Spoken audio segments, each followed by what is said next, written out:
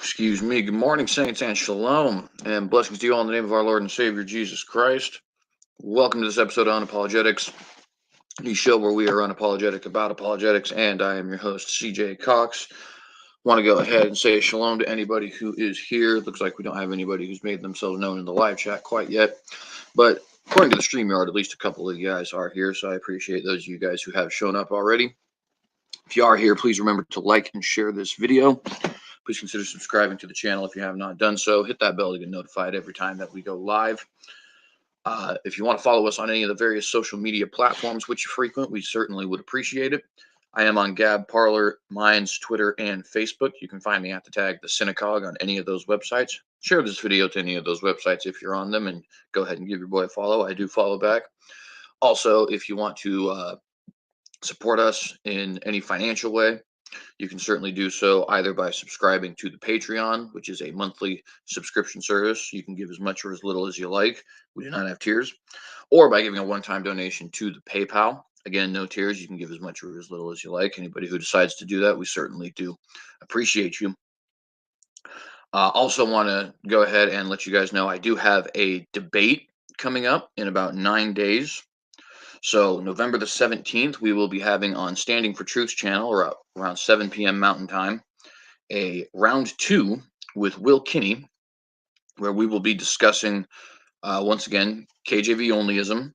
Are there any errors in the KJV Bible, or is it completely without errors? I'll be taking the position that it is not completely without errors, although admittedly, I believe the errors are relatively small, not anything that should cause us to be concerned. And he will be taking the position of the KJV onlyist, namely that it is completely without error. So that'll be an interesting conversation. Round 2.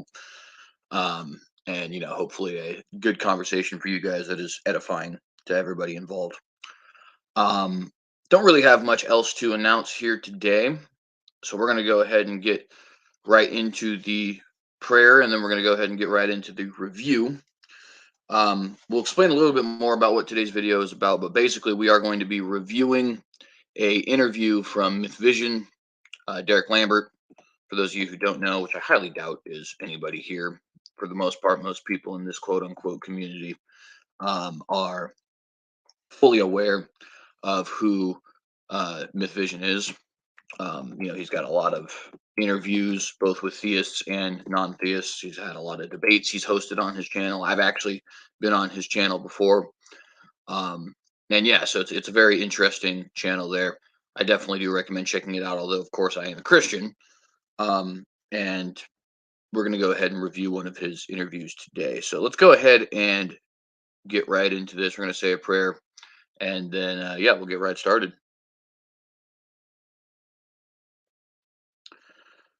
Heavenly Father, I just want to thank you for the opportunity for being able to make this video here again today, Lord Jesus, and for being able to communicate with other members of the body of Christ and those who are also without. I pray that you use this video for edification of the body of Christ and glorification of your name, Lord Jesus, as well as for some level of convincing, I guess, for lack of a better term, Lord, those who do not believe. I pray that this defense that I'm giving out here, Lord Jesus, be something that is grounded only in you and your scriptures, and not grounded in any of my personal wants or personal needs, Lord Jesus, my own biases or vendettas or anything like that.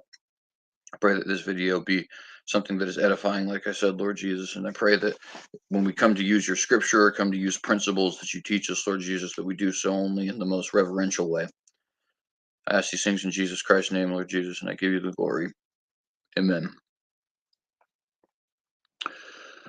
All right, friends. So today's video will be a review. By the way, I see Jamie Russell is here. Shalom, and thank you for being here. Today's video will be a review of an interview Mythvision did with, I'm totally going to pronounce this incorrectly, so I apologize, a Lorena, how do you say this? Hieronymous, I think. Lorena Hieronymous. Hopefully that was right. Who is a former Kirker. For those who don't know, Kirkers are those who attend Christ Church. Part of Doug Wilson's denomination, I guess you could say. I guess they would be their own denomination at this point. But anyways, that's not the point. So she is a former Kirker. She has recently been going around doing videos saying that she survived or escaped, depending on which video you're looking at, Doug Wilson's cult. So she refers to him as a cult leader. She refers to the Christ Church in Moscow as a cult. And she says that she survived the abuse that was rampant there in the cult. And this is her tell all, which she is communicating here with Derek Lambert to let us know just how bad it actually is. I have listened to the video already. This is not a reaction, it is a review. I'm going to be very upfront and honest with you guys. While I am certainly going to communicate all of my thoughts in the most respectful manner possible, I was not impressed. But I'm also going to be completely honest with you guys and say that while I am not a Kirker, I am certainly a Doug Wilson fan. What I mean by that is while I don't attend any of their churches, I attend my own church. Not one that I have founded. That's not what I mean, but I just mean I'm not a part of their denomination. I am a big fan of Douglas Wilson. I am growing to become a fan of Jared Longshore, and I am a fan of Cross Politic as well. And this isn't the first time that anybody has accused Doug Wilson of leading a cult or Doug Wilson of being, this, that, or the third. So I think it's going to be a very interesting thing for us to look into. But I just want to let you guys know about my biases coming in, as well as kind of warn you of the fact that, if this is something that you felt was traumatic in your own life or something like that, like if you're somebody who went through something similar or something like that, and you felt like these were legitimate abuses or anything like that, I don't, and so I'm going to be a little bit dismissive, I guess, and do apologize for that in advance. Although maybe I shouldn't. Anyways, let's get right into the video, shall we? So I'm going to share my screen here. We probably won't review the entire thing because it is an over hour long video, which means our video is going to be probably twice that length. But here it is. I Escaped Doug Wilson's Cult is the name of the video. The Christ Church in Moscow, Idaho. Derek Lambert is obviously referring to this as a cult as well.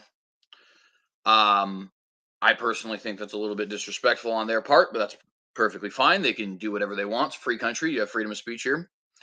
But yeah, let's go ahead and jump right into this. Hopefully you guys enjoy. If you have any questions, tag me at the synagogue. And yeah. The live stream. I'm hoping some people will join us today on today's video pertaining to Doug Wilson. Doug Wilson is on Twitter, in case you are interested in, investigating further, you can do so. But I used to be a fan of this guy back when I was a Christian, when I was studying eschatology, because he took a post-millennialism view, and he was here with John Piper, and I can't remember who the other guys are, amillennialism, post-millennialism, premillennialism. Also, he has debated Christopher Hitchens. That's a very blurry visual, but this is how I came across him many years ago. And this is the pastor of this church, in which we're going to be, I hope, educating people on the truth of what happens behind closed doors. So Lorena, if I will, let's start off with something just to give people. Now, first thing here is when he talks about we're gonna address what happens behind closed doors. Spoiler alert: everything that they are going to talk about is something that everybody up there in Christchurch is very open about, which should, by the way, already kind of clue you in on the fact that these aren't real instances of abuse.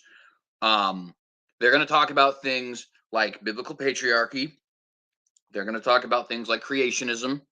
They're going to talk about things like physical discipline of children. Those aren't happening behind closed doors. Those are things that are happening all, in broad daylight, so to speak, which Doug Wilson talks about frequently on his blog and Mayblog or Canon Press or in his books, and which is also being spoken about by basically all the other Christians who are in the Reform movement, not just the Kirkers. By the way, quick question that we have here from Jamie Russell. He asks, what is a Kirker? So Kirker is the name that Doug Wilson has given to members of his church. So If you wanted to think of these guys as their own denomination, which I guess technically you could, although really they're just Presbyterians, that is the title that they've been given, is Kirker. So that's the answer to that question there. But nonetheless, I just the perception that Derek is trying to give us, that this is somehow a bunch of secret stuff, this is an expose, this is a tell-all, and Doug Wilson doesn't want you to know these things. Well, everything that Lorena Hieronymous is going to accuse Doug Wilson of is something that he speaks about very open and honestly, and something that he even recommends to people, as far as things like biblical creation and biblical patriarchy and physical discipline of children and stuff like that. So none of these are secrets, right? None of these are hidden or anything like that. None of these are mysterious. And the implication that they are secret is, if I may be perfectly blunt, kind of dishonest. But we'll continue. A little bit of the, let me know I if guess you guys you'd say, can hear the properly. Dessert, even though we haven't even started the appetizer, and that is, you have many, you've been diagnosed, you have a lot of issues, traumatic issues, due to your experience with this cult. Can you tell us some of those before we dive in? Well, I was born, first off, with autism and ADHD and dyslexia. Due to the abuse that I received at Logos School and from my family in Christ Church, which was condoned by and taught by Christ Church, I now have borderline personality disorder, reactive attachment disorder, 2 forms of PTSD, severe anxiety, and depression. Wow.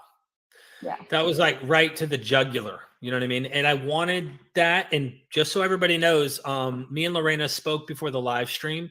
Some of this stuff can be sensitive. And so I wanted to make sure that any questions I ask, like, I want to approach them sensitively. And she said, no, just shoot it to me.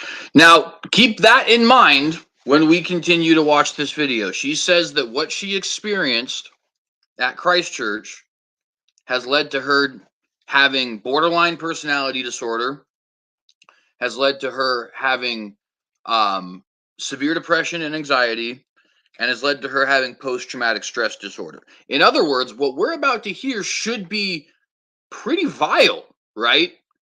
Like maybe she was smacked in the face with rods or something like that, or maybe she was sexually abused or something like that, or maybe she was neglected, or people talking about how potentially she was this evil, vile child, and how she wasn't even near human, or everybody who's ever read the book A Child Called It may get a good idea of some of the severe emotional abuses that parents can put themselves through. This is what we should be experiencing, yeah? Something Jim Jonesian, something what's that guy's name? Ravi Zacharias, Ian. Don't know if that's really a good way to put that word, but nonetheless, right? That's what we should be experiencing here. So just keep that in mind as we continue to watch this video, because I'll just be perfectly frank with you, that's not what we're about to hear. We're about to hear some stuff that you probably experienced yourself. In fact, if you're watching this video and you're over the age of 30, I'd be willing to bet there's a 9 out of 10 chance that you have gone through everything to a T that Lorena Hieronymous has gone through. But apparently, it has caused her to have a whole litany of psychological disorders. And again, I don't say that to be rude or dismissive, but I do say that to kind of poke through some of the accusations that are here. She's saying that all of these disorders, or personality disorders and whatnot, are the result of Christ Church. So the quote-unquote abuse that we're about to hear should be pretty good, no? And by good, of course, I mean vile, but in the sense that it's juicy, right? Continue. Me straight. So in advance, in case some of my questions come out kind of blunt and to the point without trying to be sensitive, she said, no, I've worked through this for 10 years on these issues. Just ask the question and I will answer. So I'm doing that for my own sake, as kind of like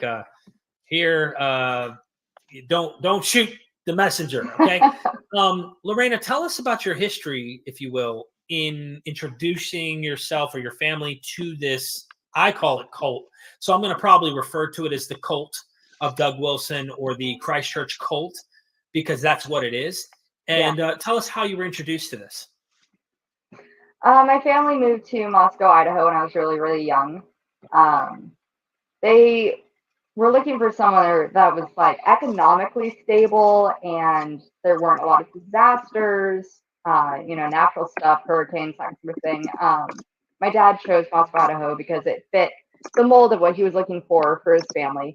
And he found, my mom and him found Christchurch shortly after moving there. And they joined it, and that was pretty much how that started. Nothing super exciting. Right. So you got joined in, you're thinking, or your family's thinking, this typical church. Same thing that happened to me when I was introduced to a pastor of the PCA Presbyterian Church that I once was part of, a Reformed Presbyterian, extremely conservative church in North Carolina. Once I started attending, I'm like, why are we only reading hymns from the 1700s? Why are we only studying men from the 1600s, Puritans and stuff like that? Like, well, what's up with this? And then things got weirder and weirder as time went by. And I suspect the same was for you. So you guys started attending. Apparently, indication that you might be in a weird culty group is that you read old writers and listen to old hymns. I don't know. I think on my worst day, I could have made up something that was more significant than that. But you do you, Derek. The church, and it seems like you went headlong. You're listening to the pastor. So tell us, did your family, like before that, were they Christians? They were just part of a different kind of Christianity, and then they got here and they were like sold on a whole different level, or what happened? Yeah, they were. My dad was raised Christian. My mom was not. She got converted in college, and then she met my dad, and they fell in love and got married. And it wasn't until joining, as far as I know, because I haven't really talked to my dad about what his beliefs were prior, but I doubt it was as extreme. And when we moved to Moscow, things were not as extreme. Of course, Jim Wilson had his book out about spiritual warfare, and it was kind of his thing, but it was not anywhere near what it is today at all. It was a lot smaller too. What is this extreme you keep mentioning? Tell us, in what way is Doug Wilson's church extreme? All right, listening ears real open, right? What is the extreme that we're talking about? What is it that is so abusive? What is it that turns this into such a cult? Is it, like I said, something Jim Jonesian? Is it something akin to what was going on with Ravi Zacharias? Has she been, like, beaten severely, sexually assaulted, neglected, emotionally abused? What is it? Well, we're about to hear, so get your listening ears open. And by the way, Shalom to Nadimos. Thank you for being here. Appreciate you and anybody else who was here as well.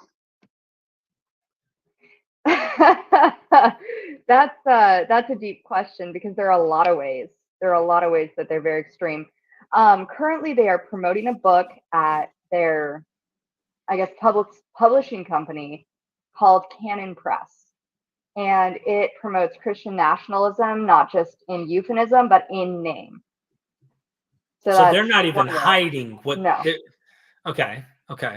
No. And they speak about spiritual warfare, and they're currently in possession of the majority of real estate downtown, from what I've heard. They preach against women having a voice or opinions of their own. They're very misogynistic, very patriarchal. Abuse runs rampant there and is accepted because the husband is the Lord and he is in charge, and the women are supposed to just take it. All right. So the first thing we heard, Christian nationalism, not extreme. Sorry, not extreme. You may disagree with it. That's perfectly fine. However, it is not something that is extreme, especially if you actually listen to what these people are saying.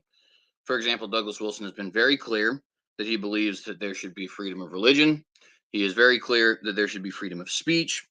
Vodi Bakum has also talked about this. James White has also talked about this. A lot of people have made very clear that they believe that the Constitution itself is already a Christian nationalist document. And in many ways, they are correct. If you go and listen to the different things that the founders had talked about, even the founders who we think of as quote unquote not Christians, like Benjamin Franklin, for example, were very much religious in their not only day-to-day life, but also in the philosophy that they put forward. John Adams had once famously said that our Constitution presupposes a moral and religious people, right? The whole idea behind a lot of people's Christian nationalism, and again, if you disagree with it, that's fine. It's not extremism. Is they've basically said, do we want a atheistic nationalism, a Muslim nationalism, a Hindu nationalism, or a Christian nationalism? Do we think that the government should acknowledge God, or at least acknowledge his moral laws? Or do we want it to be something a little bit more akin to just whatever we decide as a society is the laws that we set forward, right? Now, I even have my own, shall we say, reservations about the ideas of Christian nationalism, only because I do think people have certainly abused it in the past. But I also understand that the society that we live in was founded as a what the left would describe today as a Christian nationalist society. The most liberal of the founders, religiously speaking, Thomas Jefferson, John Adams, Benjamin Franklin, were still very much Christian deists. In fact, Benjamin Franklin was influenced almost entirely by the Puritans, funnily enough. And you know, again, we have that quote from John Adams about moral and religious people and all this other kind of stuff. So that's just kind of a little bit of a dismiss there. The second thing she said was about owning a bunch of land downtown. I don't know if that's true or false. I would definitely like to look into that, so I won't comment too deeply on it. However, if it is true, I imagine it's probably true in the sense that members of the church own most of the land, not downtown, and not Doug Wilson or the church itself owns most of the land downtown. But I would be interested in looking into that, because living in Idaho, I've never heard such a thing. And I think that would be pretty big news if one of the top 10 largest cities in the state was basically a compound for a local church. I think somebody would have brought that up at some point in time, but I could be wrong about that. The third thing is just an outright lie. No disrespect, Miss Hieronymus, but you lied. I kind of think you know you lied. She says that they don't want women to have a voice. Now, interestingly enough, later on, they're actually going to reference the fact that Douglas Wilson's wife is a published author, which is incredibly incredibly contradictory to this idea that they expect women to have no voice. Another good example of that is Doug Wilson's daughter, who is married, Rachel. I think her name is Yankovich. She is also a published author. She has published a documentary recently called Even Exile. She has numerous interviews all across Canon Press, as well as in other various apologetic sites and websites and stuff like that. So the idea that they expect women to not have a voice is just simply not correct. The rampant abuse, there's really only a couple things I think that could be referencing. We can look at the Vice article at some point where there was an accusation of Douglas Wilson being pro-marital rape and basically covering for pedophiles. That information is not only incredibly misleading, but on top of that, Doug Wilson has actually revealed, with the receipts to prove, by the way, that, for example, when there was a pedophile in his church, he's the one who reported him to the police. Or while the Bible does say that the body of a wife is not her own, but her husband's, that the body of the husband is also not his own, but his wife's. And as he put it, don't be a meathead in regards to whether or not she's not feeling it that day, right? So I could probably, to be honest with you, if I wanted to, get 50 or 60 different videos in which Doug Wilson has made perfectly clear that he is against marital rape, has made perfectly clear that he is against spousal abuse, There are books on this. There are books from his wife on this. There are books from his daughters on this. There are books from his sons on this.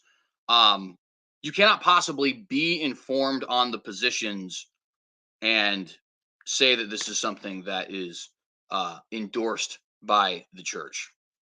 So that's kind of where we would end that one there. But they'll get more into detail, so we have more stuff to respond to here. So let's continue. In many and then ways, you've got, I yeah, hear. Yeah.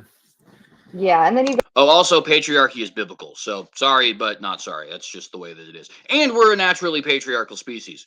I, for example, am, and I'm not a super big dude, by the way. I'm only about 5'10", 150 pounds. If I start working out, I might get up to like 170, 180 because I'm pretty lazy as it stands right now, but nonetheless, not a big guy.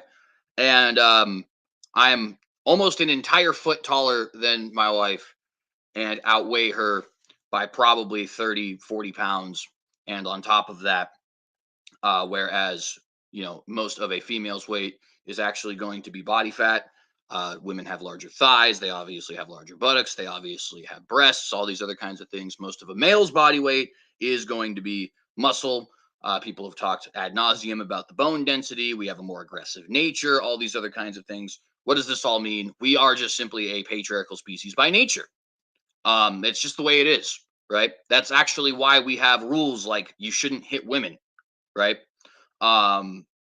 Because the fact of the matter is we're bigger, we're typically stronger, we're typically tougher, we're typically faster, and we're typically a lot more domineering and aggressive, which is why men need to be kept in check and not be hitting women and stuff like that, which is something that everybody just freely recognizes until we start actually putting words to it like, oh, you mean patriarchy.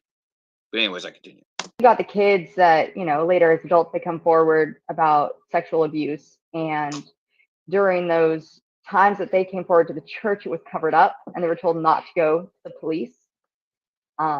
We have a lot of different examples of that. A lot of survivors have come forward. And then there's also the physical punishment that they dole out at Logos School, which I experienced in depth. I read an article before we did this. I was reading the article that was done. I closed out the app. It's in the description here. Let me double check my description here. It is the Vice article pertaining to this cult. And in the article, they were referencing the school, this Logos school, and how in their policy, they give you in clear, fine, like right there for anybody to read, like, we will discipline, we will spank, we will put them in janitorial punishment. They will have to like mop toilets and bathrooms and the whole nine, and we will spank in the school, right? And there are very few private Christian schools in the United States that still practice something like that, but they practice this K through 12. Do they do this to 12th graders? Do they spank 12th graders? No, but my brother was actually kicked out of Logos for kissing a girl in the park. Kissing a girl in the park. They were both expelled, and he was made to pay the rest of her tuition for the year. That's really weird in light of how they want to like hook male and female up and like create this family. That's not until they're old enough to get married. In school. See, now notice you're getting a little hint already as to what the physical abuse is. You've brought it up. Quote unquote, physical abuse is spanking. Even if you disagree with spanking, those of you who are in my live chat, I'll bet every single one of you have been spanked before. The fact of the matter is probably 80 to 90% of all people living in the United States of America have been spanked. This is not some like super, oh my gosh, did you hear what's going on in Moscow? They're spanking children. No way. It's almost like it's just a place that exists on the planet because that's what people do, right? If you were expecting maybe people to be, tied up onto a pole and, shirt ripped off of the back and somebody grabs a cat of nine tails and starts, shah, all that kind of thing. Well, nope, that's not what we're going to get here. What we're going to get here is spanking.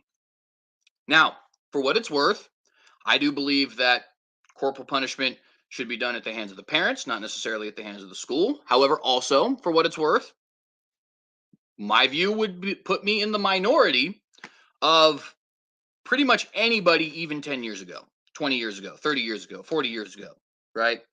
And I certainly don't think the corporal punishment is abusive. I mean, that's absurd, right? Again, who here in our live chat has not been spanked? I'm curious. Somebody show some hands, digitally, of course. If you were never spanked in your life, do you have PTSD as a result? And then the other thing, as far as being expelled for kissing a girl, I mean, again, there's nothing abusive here. You may disagree with it. It's perfectly fine if you disagree with it. Obviously, scripture is quite clear about premarital relations. I did not personally grow up that way. I will be very frank and honest with you guys. Me and my wife were certainly an item well before we got married. However, that being said, I also wasn't a Christian at that time. And this is just standard biblical teaching. Premarital relations is not something that's acceptable according to the scriptures. Should they have been expelled? Should they have not? I don't know. You guys can decide that for yourself. I'm not here to judge something like that. But is it abusive? Is it cultic? No, that's absurd. And frankly, and this is going to be a running trend, it's insulting to people who have been abused. I don't want to be getting up here on my soapbox and telling a sob story. But some of the things that I myself have experienced, vile things.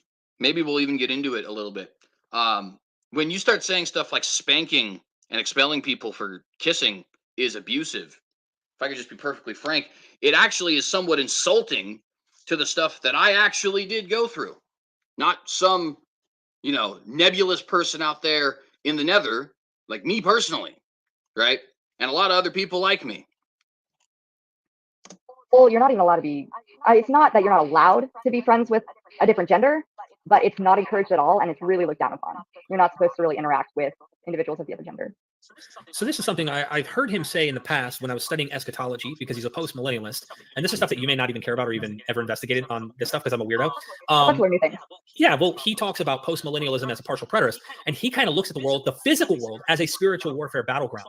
So where most Christians I've come across, like, we got to pray and Satan's got to get out of here, like they really, when they're saying they're doing spiritual warfare, they're really like just arguing and fighting against spirits. Like they just imagine like the invisible realm out there, there's some like demons or whatever, evil spirits. He, on the other hand, seems to be like, spiritual warfare is like, buy up all the real estate in the local property, let's literally conquer the physical world and make this the kingdom of God. Like, let's implement the law of God in the land. And it seems like this tight-knit bubble of Christ Church is trying to enforce that. They are definitely doing that. And a lot of more liberal individuals and even other Christians are leaving the town and no longer feel comfortable there.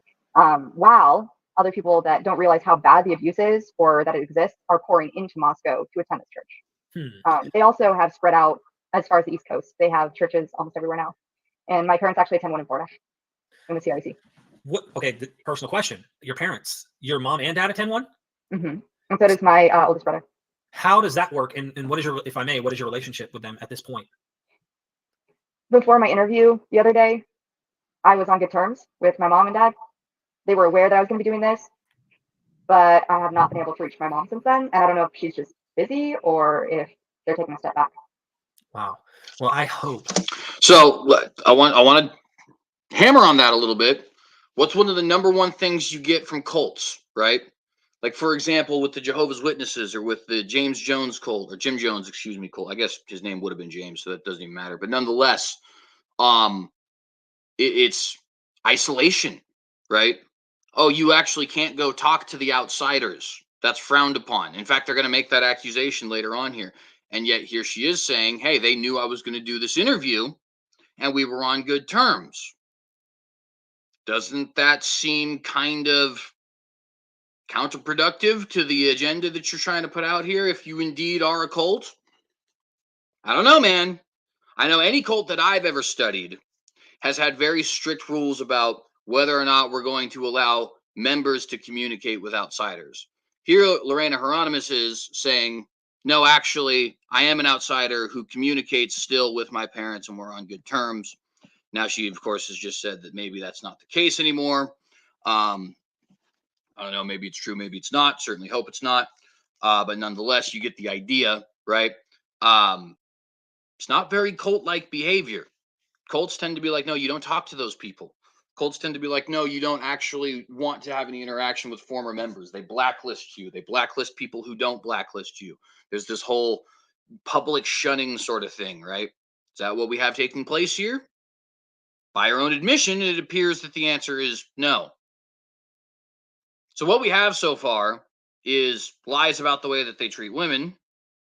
And they are just blatant lies. And I don't mean to be rude, but they are blatant lies. We know that they're blatant lies because they were talking about women not having voices. And Doug Wilson's own wife and daughter have very public personas. In fact, Doug Wilson's daughter was tagged in the post I put here on Twitter reviewing this video. She may or may not even be watching this. Why was I able to tag her on Twitter? Because she has a public voice. Shocker, I know. So we have lies about how they treat women. We have discussion of spanking. And we have an admission that they don't actually shun non-members. Not impressive so far. But we're only 12 minutes in, so let's see. I hope that this doesn't ruin that. And I hope that maybe they'll hear and maybe consider some of the things said through your story and maybe something I drop as someone who may not have gone through the same things you did, but has gone through an extremely cultic, very, very controlled type group that wants to control how the husband runs the wife and the family. Let me just lay this out here in case your parents decide they want to listen. They showed up to my house and my wife was working at the time. I was trying to find a decent job and they were going to convince her to quit her job because she's supposed to be a stay-at-home mother and raise her kids. And they were going to pay, I know there's people in the chat, they're going to troll right now after I say this. Dude, I'd have took that offer. They were going to pay our bills till that kind of family dynamic was changed. That's how much control they want of their members. Yeah, that's extreme. Doesn't that sound something like? That's extreme. You hear that? That's extreme. How is that extreme? What's extreme about that? Honestly, I want to know what's extreme about that. There's a church out there that has said they would be willing to literally pay all of your bills in order to, frankly, live what is the better life. And this isn't just a matter of opinion. This is something that's been statistically proven. Two-parent households where one parent works and one parent stays home has been widely documented to be a more stable environment. It's also the way that it was for an incredibly long time, like up until the last 10 to 15 years. If you don't want to live that lifestyle, that's perfectly fine. But what is extreme about a church saying, hey, if you want to do this, we'll actually pay the bills until you're able to do it? How is that? That sounds to me like charity. But they're calling that extreme and culty. Make it make sense, because it doesn't. It doesn't make any sense at all. In fact, it's slanderous to say to people who are actually willing to go out of their way to help somebody be set up in this kind of stable environment. Oh, no, that's weird. You're culty. You just want to control me, right? It's ridiculous. It's utterly ridiculous. Real quick, Iron Matt, Sandy C, Chris Lucas, Yahoo, Richard Madsen, Rebuke and Reprove. Shalom to you all. Thank you for being here. Please remember to like and share the video if you enjoy it. Like what we're talking about here in a way? I've never heard of something quite like that, but that's exactly what they want. Mm-hmm. They do want the woman to stay at home, have no voice, just be in the background, cooking, cleaning, whatever. The kids stay silent, you're seen, not heard. Women are the property of their husbands, their fathers. And when we don't, once we have kids especially, we don't work. We just take care of the home because that's all we're. All right. So I've brought up that this is a lie. I'm about to prove that it's a lie. Okay. So let's go ahead and look up. The first person we're going to look up here is Rachel Hieronymous. I'm going to go ahead and share my screen so that you guys can see this. All right. Stop the screen share and share a new screen. Apparently, women aren't supposed to have voice in Christ Church. So there's no way that, oh, what do you know? There is a way. Check this out. That's a pregnant Rachel Hieronymous having a public voice 3 weeks ago. And guess who's right next to her? That would be Douglas Wilson hosting this. Wow, that wouldn't happen to be just a one-time thing, though, would it? No, look at the video right underneath. This was 3 weeks ago. The video right underneath, 11 months ago, there's Rachel Hieronymous. Check it out. She's leading an entire women's seminar that you can go ahead and watch. That's a microphone and a podium in front of her.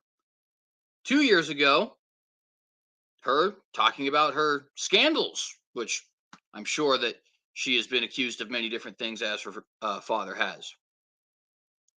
Going down, there's another video of hers, and another, and another, and another, and another, and another, and another, and another, and another. We could go on. But women aren't supposed to have voices, I thought. I don't know. Maybe I'm just misunderstanding what it means for a woman to have a voice, but it sounds to me like Rachel Yanovich definitely has a voice. I hope I'm saying her name correctly. But it sounds to me like she definitely has a voice endorsed by Christ Church. Check this out. Check out these posters. Canon Press, Christ Church, Canon Press, Canon Press. Going down, we have Canon Press, Canon Press, Canon Press, Canon Press, Canon Press. I was under the impression from Miss Hieronymous that women weren't actually supposed to have voices. Once they had children, you just sit down and shut up. But here, not only is she having a voice directly endorsed by her father, she's even speaking while pregnant. I don't know. Maybe I just don't understand what it means for a woman to have a voice. What they mean by women to have a voice must mean that they are, working 9 to 5, slaving away for some company somewhere. Apparently, it's abusive and controlling to offer your wife the kind of life where she would actually, um, you know, sorry, I got distracted by a question by Richard Matson. Let me finish my point and then I'll answer Richard Matson's question. Apparently having a life where she doesn't have to work but can actually raise the children, because children do need somebody who stays home. Again, it is just a statistical fact that these are the more stable households, right? By the way, Paku and Iron Matt here. Shalom to you both. Thank you for being here. These people think that's a negative lifestyle. Anyways, though, let's answer really quickly Richard Matson's question. He wants to know, well, how many views are they getting? Great question. The one 3 weeks ago, 27,000. 11 months ago, 5,400. Under that, 15,000. Under that, 40,000. Under that, 20,000, 31,000, 43,000, 50,000, 32,000, etc. Right? So, indeed, a lot of people are listening as well.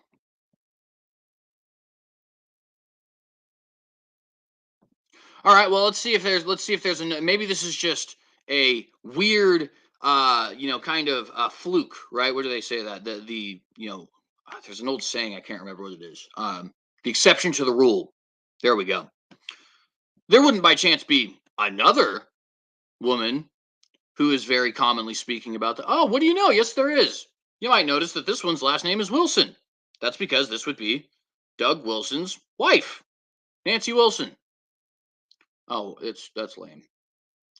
Sorry, I got to go to something else here.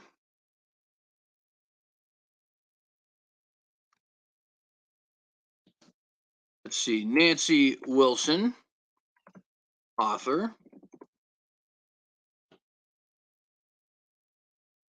Check this out. She has 1 book, 2 book, 3 book, 4 book, 5 book, 6 book, 7 book, 8 book, 9 book. It's a whole list of Nancy Wilson books.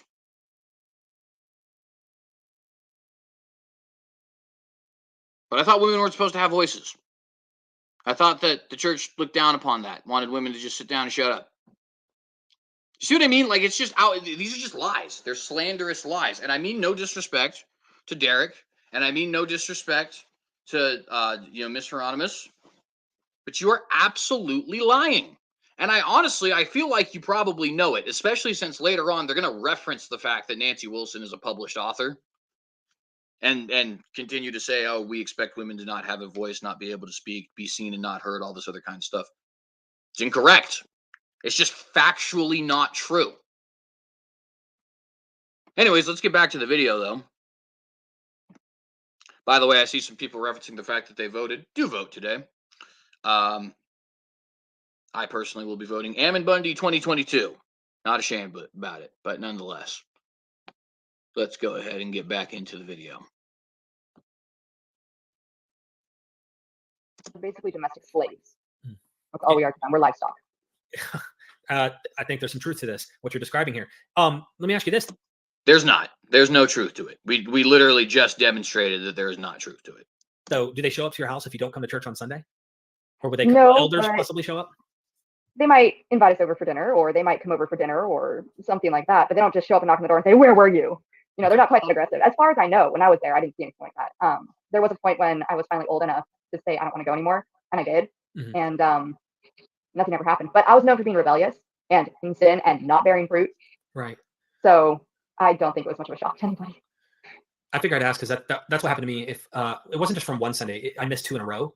They showed up and were like, "You do know that like Sunday is the Sabbath," and I wouldn't be surprised if Christ Church Reformed Doug Wilson thinks that Sunday is the Lord's day, which would mean they replace the Sabbath with Sunday. That's the kind of reform. So you and me, believe it or not, we stem from the same kind of roots of cult here. Let me ask you, well, real quick, we got a super chat. I do want to take it because it's relevant. Will leaving separate you from your family if you leave? Jehovah's Witnesses are horrible about that. Very terrible. Yeah.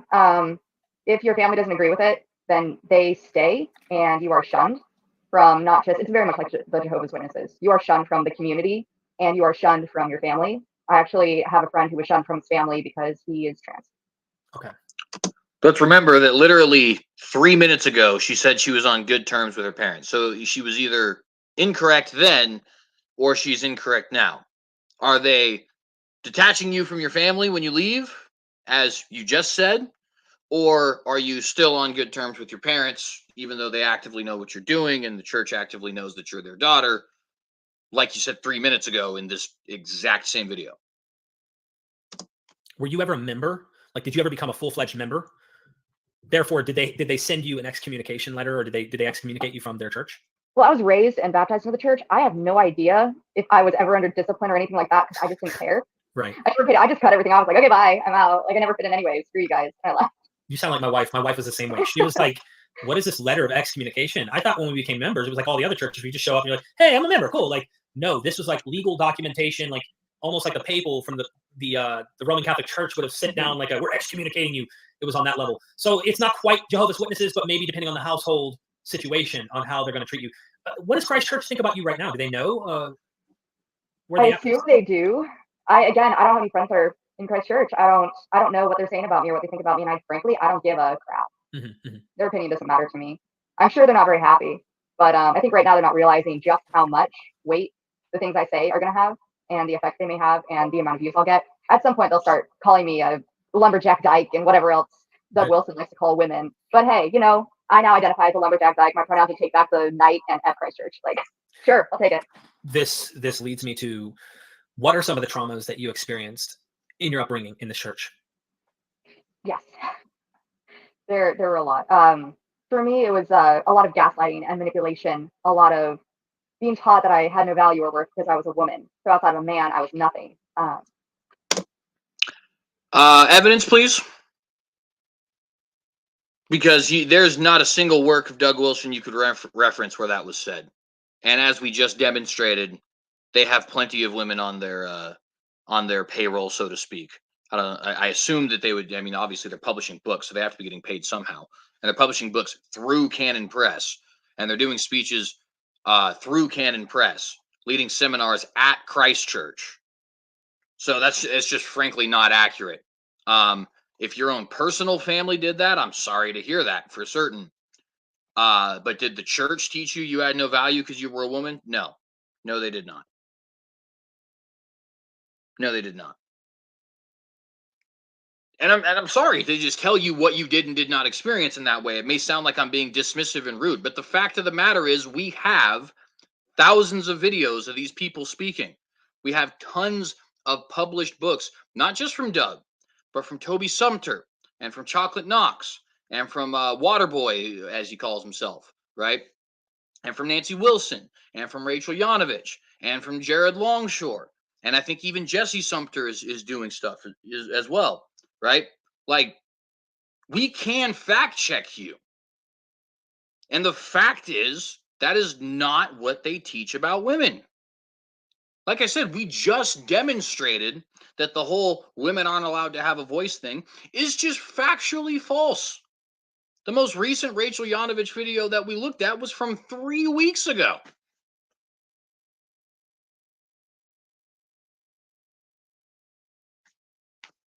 And as Richard Madsen points out, he says, I don't know and don't care, and I have not communicated with them, but also they feel like this. How does that make any sense? If you're not communicating with them, how do you know how they feel about you? Or alternatively, if, like you said now 5 minutes ago, you are communicating with them, then how come you're saying that now you're not actually able to communicate with them? It's a very inconsistent story. And it's slanderous. It is outright slanderous. If I didn't act or look a certain way, I wasn't good enough. So I grew up hating myself because Eve ate the apple, right? It was this woman you gave me. And there's so many examples of women being the villain. Now, see, and this is also just something that I think is particularly egregious because it talks about, well, Eve ate the apple, therefore it's the woman's fault. Now, of course, the scripture does say that it was the woman who was deceived and not the man. As Doug Wilson himself has pointed out, and as I think is impossible to miss if you've read the scripture in context, that means that Adam sinned without being deceived, right? So, in other words, you could think of yourself as like, imagine two people are going to, take a drug, and one person is convinced that the drug is really not that harmful, and the other person knows for a fact the drug is harmful but does it anyway. Adam is the latter, right? Also, as has been stated in fact, as has been controversially stated by Doug Wilson, there are even some who have considered him to be heretical for taking this position. He believes in federal headship. Federal headship means that the man being the patriarch of the house is actually the one who is to blame when the woman does X, Y, and Z. So notice there what Doug Wilson is saying. If she was fooled and she was under the headship of Adam, then who's at fault according to Doug Wilson's view of federal headship? Adam is. And for the record, the Bible, while the Bible does also say that that Eve is the one who was deceived, it also says sin entered into the world through one man, not through one woman, right? So again, this is just a misrepresentation of what is taught. And leading men into sin. My body causes men to sin. Men don't have self-control naturally. No. You can lay a steak out in front of a dog and he won't eat it. But a man can't keep his hands off a woman if she dresses with her legs showing too much, with too much cleavage, whatever it is. Our bodies cause men to sin. We are inherently evil, essentially. So I grew up hating myself. All right, and so here we go with this. This is a standard thing you hear from non-believers. Oh, if you don't allow me to walk around in belly shirts and showing my cleavage, then it's because you can't control yourself. In reality, it is both, right? Number one, women should be dressing modestly. Absolutely. There's no doubt about that.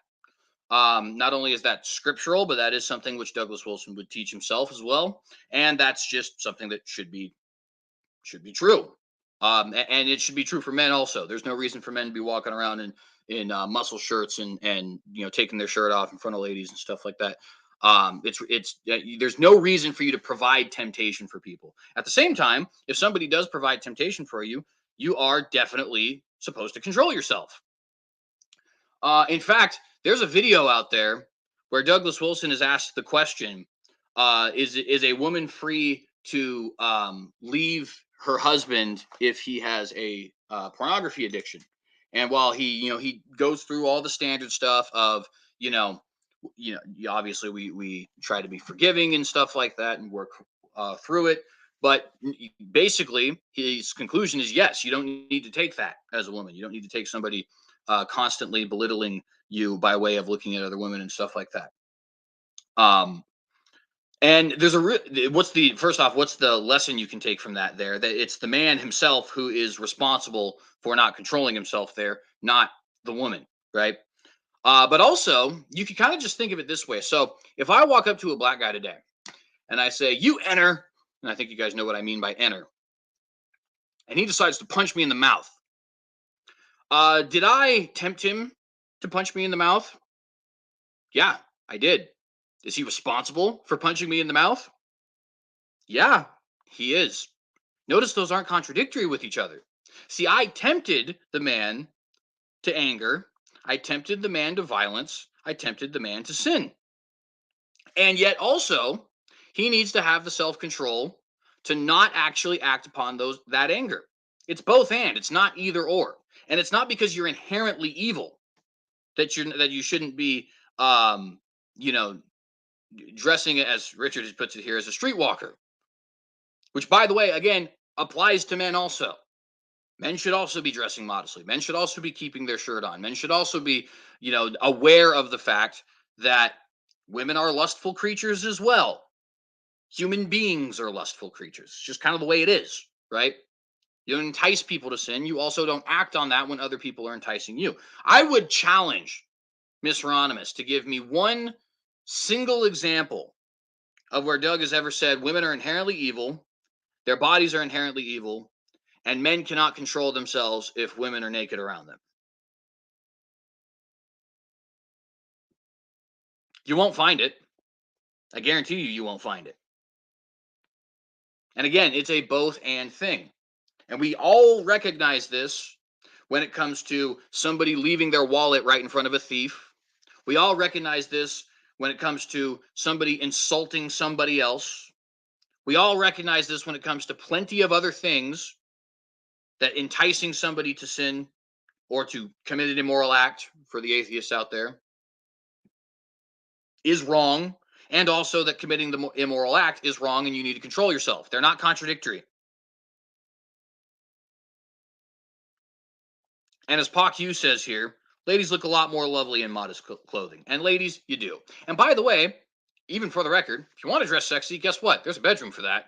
And there ain't a single man in the world who's going to get mad at his wife dressing sexy in that bedroom. I can tell you that for sure.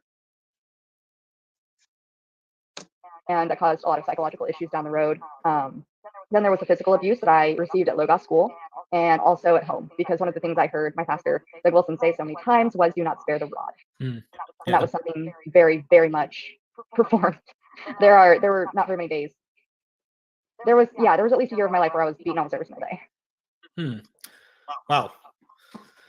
And most of it was for things I couldn't help, that were called disrespect or disobedience because of my autism and my learning disabilities. So not being able to control my. All right, so this is another thing I'm going to be honest, I'm particularly annoyed with. Miss Hieronymous continuously says, well, because of my autism and learning disabilities. Fun fact, friends, I have Asperger's. I have also been treated for depression and anxiety.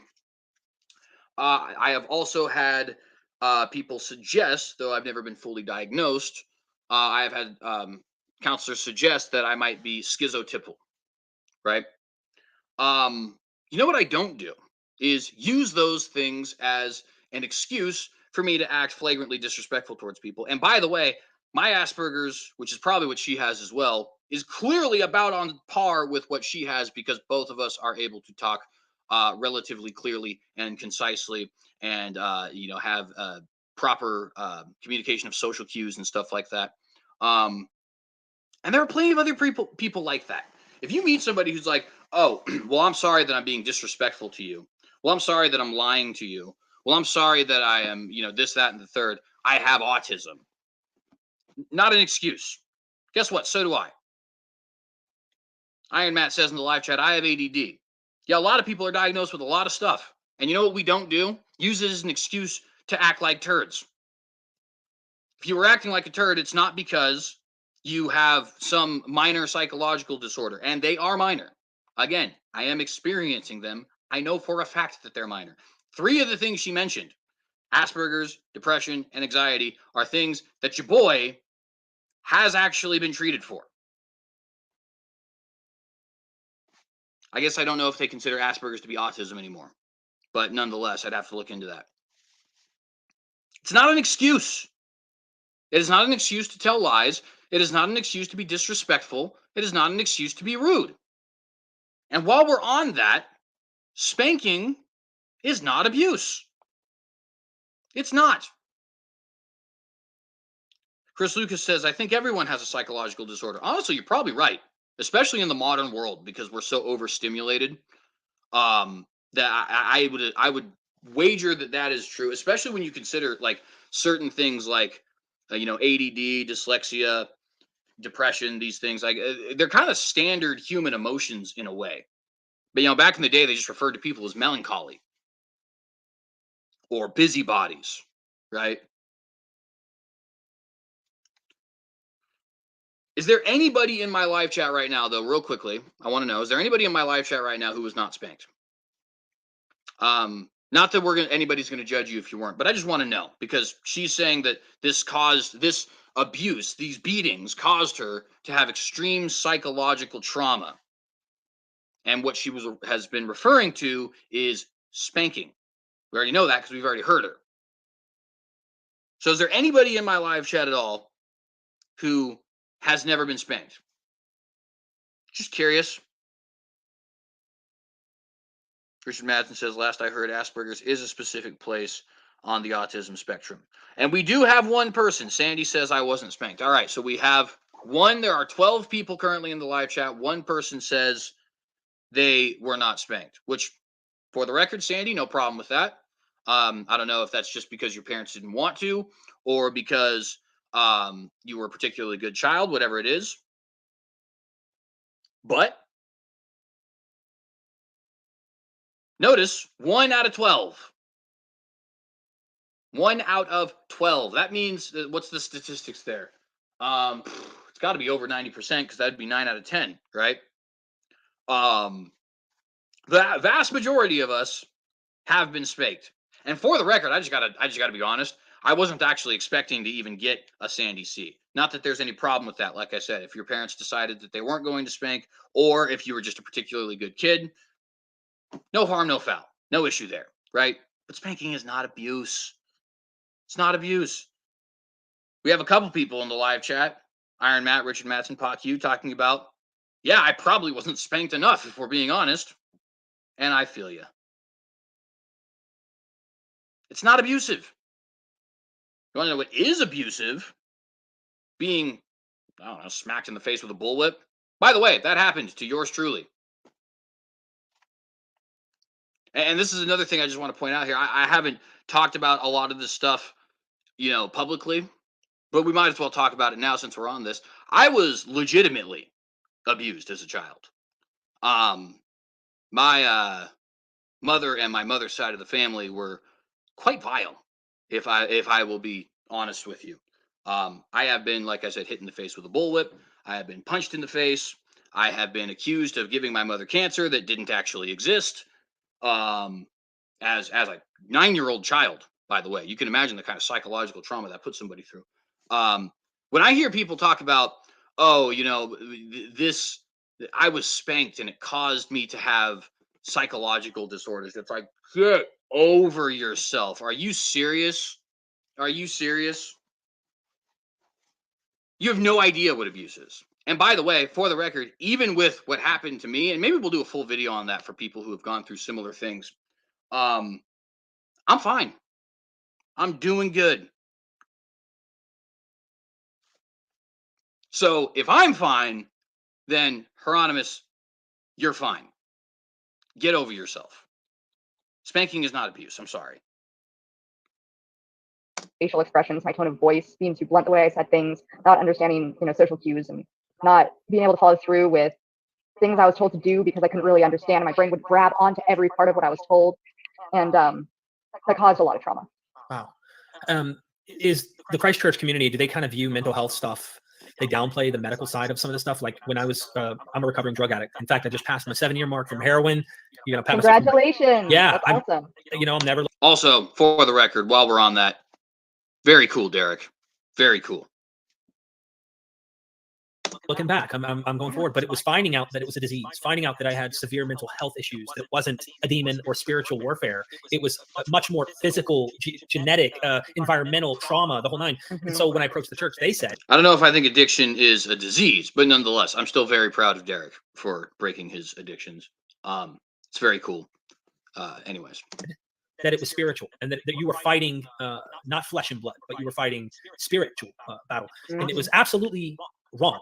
Are they like that toward mental health, towards some of the things that you've described from your own experience? And do you know, can you recall them kind of downplaying some of the mental health stuff and trying to upplay something else like spiritual warfare and stuff? Yeah, they really didn't appreciate any kind of therapy. You were not encouraged to use therapy. You were encouraged to use counseling from the elders and the pastor's wife. And that is something that I had to go through, unfortunately. And that was not a great experience. Mm.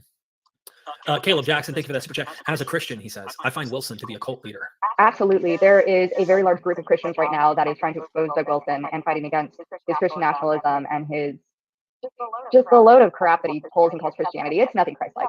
Nothing at all. There's no love. It's all hatred. And it's the opposite of everything that Jesus taught. It's funny to hear atheists talk about the Christians not actually acting Christ-like. It's like, you're literally not Christians, so what do you know about it? And we're going to figure out later on in this video that she's very ill-informed about it, what Christianity is. Now, when they say this, they typically are saying, oh, you know, Jesus wasn't patriarchal, for example, even though men being the head of the household is something that is specifically in the Bible. Jesus wasn't anti-LGBT, even though in the Bible it specifically says, you know, that man shall not lie with man as he does with a woman, or that, you know, we shouldn't be against other religions, even though Jesus says, I am the way, the truth, and the life. No man comes to the Father except through me, and so on and so forth. So I always find it really funny when people who don't believe, by the way, start to talk about, oh, you don't actually follow Christ. And then when they start listing the examples of not following Christ, it's a bunch of things that Christ specifically came out against. Now, should you be loving in those things? Of course you should. Of course you should. A man should be the leader of the household. He's not his wife's boss. If you guys kind of get my drift there. We are against homosexual marriage, divorce, things like that. It doesn't mean that we should be hating on people. And we can go on with that kind of stuff. In fact, I think that the example of homosexuality is actually a very good example, because, you know, a lot of Christians do actually operate in a non-Christian manner when it comes to homosexuals. I firmly believe that homosexuality is a sin. That's what Scripture says. There's no doubt about that in my mind. We can see some of the effects of homosexuality on society as a whole, and see that God is not arbitrary in the things which he tells us. At the same time, though, you know, I do have, excuse me, I do have homosexual friends. I do have people who I love very dearly who are homosexuals. I will always love them very dearly, because Christ tells me to love even my enemies and those who persecute me, let alone those who are, you know, those who are just doing something which I find egregious or sinful. You know, and that's the way I think most people should operate with that. You're never going to get somebody out of anything if you're not showing them the love that Christ has shown us. That's certainly true, but that does not include accepting the things that they do, right? Those are two different things.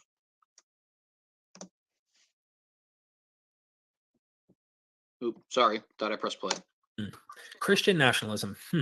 I have a question. He's written on slavery, and I figure why not dive into a big one. You mentioned in your previous interview on our good friend Harmonic Atheist Tim Mills' YouTube channel. Why I haven't thought about this till now. My mind has just been so focused on trying to ask you the right questions. But go watch that previous interview, because there's things she's going to say there that she's not going to mention on this episode, and there's things we're going to talk about here that wasn't mentioned there. Particularly, you mentioned he wants to build up, your words, the white man, and he has this kind of pro-slavery apologetic, assuming Southern slavery wasn't really that bad. If anything, blacks were benefiting due to their slave owners and stuff. So can you tell us a little bit about his slavery stance that you're aware of, and what's up with this, like, building up the white man thing? Well, I mean, for those of you who don't know Doug Wilson's stance, he has writings where he has said very plainly and in very, very, there's no question, there's no way of getting out of the things that he wrote on paper, in books, stating that slavery was good for the slaves. So that's, I mean, there's no question. You can't refute that at all. It's there. It's in writing. So I've read those writings. That is actually not what Doug Wilson says. There's a book out there, Southern Slavery as It Was. and it's Doug Wilson and another gentleman who wrote it. And the other gentleman does actually write those things. And Doug, once he had discovered those things, had disavowed those things, right? Now, is it true that he says things that would be controversial to the modern mind as far as it pertains to slavery? Absolutely. For example, he has said that the South's constitutional concerns were legitimate. He has also said that while slavery certainly could be egregious in the South, that it was not necessarily always egregious. He has not said that it was beneficial to the African American to be enslaved, though that is not true. That was something that was you know, written by his co-author. And once it was discovered that the co-author had written these things, he was made to retract those things from the work. If you guys are interested in reading the work, I suggest you do. It's called Southern Slavery as It Was. Again, I have read it. Doug does not say these sorts of things, and he's certainly not trying to build up the white man. And this is something I find particularly funny as well, because they make this idea, they put forward this idea that Doug Wilson is only for white people. One of the elders, I don't know if he's an elder at Christ Church, but he is one of the prominent members at Christ Church, at least, and also is one of the co-hosts of Cross Politic, which is a political show based there in Moscow with 3 different members of Christ Church. Is a fellow who calls himself Chocolate Knox. I don't know what his real name is, but that's what he goes by online. And you may guess by his name that he is a black guy. So, question: why does this guy who wants to build up the white man have an issue with have an issue with excuse me, I'm losing my train of thought here. If this person has an issue with black guys, why does he have a black guy as one of the leading voices from his organization? That doesn't really make a whole lot of sense. Quick question, or actually not a question, but I was tagged. Richard Madsen says, if I had to choose between my government forcing me, hang on, if I had to choose between my government forcing me to stay where there are no indigenous plants and animals or becoming a slave, show me the shackles. I guess, let me see. I don't know if I'm understanding this. If I had to choose between my government forcing me to stay where there are no indigenous plants and animals or becoming a slave. Okay. No, I get it. I get what you're saying. Well, and the thing about slavery that I think we often forget is that we are actually quite blessed to live in a society where it's not a thing, because it was a thing for the overwhelming majority of human history. Now, that doesn't mean that what we had put African Americans through was okay. In fact, if you look at slavery from the biblical perspective, there are a lot of things that were done biblically, or excuse me, that were done in the South that should not have been done biblically. For example, having a race-based slavery, or beating slaves, or selling off families and stuff like that. So there's certainly a lot to be said there. The thing is, though, that first off, not all slaveries were necessarily that egregious. That is a fact. And also, we are living in a unique age where this is not something, excuse me, that we actually have typically.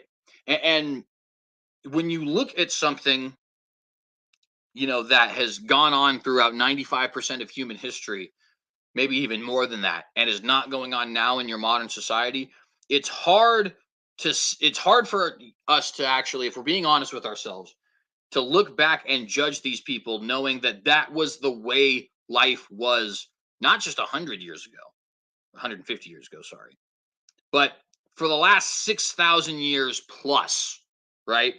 In other words, they're not evil, you're blessed, right? And I think a lot of times we kind of forget that. We think that the world is supposed to be all rosy and peachy because America is all rosy and peachy. No, you live in a very blessed country, full of many very blessed states, full of many enlightened thinkers, because of the fact that they have the freedom to do so and the education to pursue that and those kinds of things, right? And that is not the norm. And so rather than looking back on people and saying, wow, they were so evil, what we should be doing is looking at our own society and thinking to ourselves, wow, we are so blessed. Look up his writing. I would check out Examining Doug Wilson in Moscow, Idaho, the page on Facebook. I put that in the description. Yeah. So they have all that, all his writings and stuff. You'll be shocked by most of them. But it was very much one of the things he said. I don't know the exact quote, but it mentions having, being, what was the term he used? It was like reproducing a lot and having a lot of white babies. And I do remember growing up, there was one black person in our church, and that wasn't until later on, and he was going to New St. Andrews. And the only black children, any children of color, honestly, were adopted children from other countries that were whitewashed. Okay, so the whole whitewash thing, I don't really know what she means by that. If I can be perfectly frank, I imagine she means something pretty stupid. Because I actually have a very good friend he's a black guy, and he gets actually a lot of racial hate from his family because of the fact that he speaks, articulately. Now, is that like a normal thing for black families to get mad at somebody for speaking articulately? I don't think necessarily, but there is something to be said about, people think that because you say, for example, if you said trigger rather than trigger, right, then that means that you must be somehow whitewashed, which is just stupid, frankly. That has nothing to do with being white or black. It has everything to do with being educated. And there are plenty of people in the South who don't know how to say them words, and they have white skin, right? So it's definitely not a race thing if you're speaking articulately, or if you're being punctual or anything like that. So I'd be interested to know what she means by whitewashed. I think I can only assume that it's something that is just absolutely stupid. With that being said, she talks about there's only one black guy in the church. Okay, well, you live in Moscow, Idaho. What do you expect? How many black people do you think live in Moscow, Idaho? Like 4? As a matter of fact, I'm going to look it up right now. How many black people in Moscow, Idaho? Let's see. There are 422 total black people in Moscow, Idaho. Yeah. Out of 25,435, there are 400, and there are over 25,000 more people in Idaho, or in Moscow, Idaho, who are not black than there are people in Moscow, Idaho, who are black. So was there only one black person in the church because they're racist? Or was there only one black person in the church because there's not a lot of black people who live in Moscow, Idaho? Imagine if I went to inner city Baltimore and said, there's only one white person in this church. You guys are racist. Everybody would look at me and be like, sir, I don't mean to be rude, but are you retarded?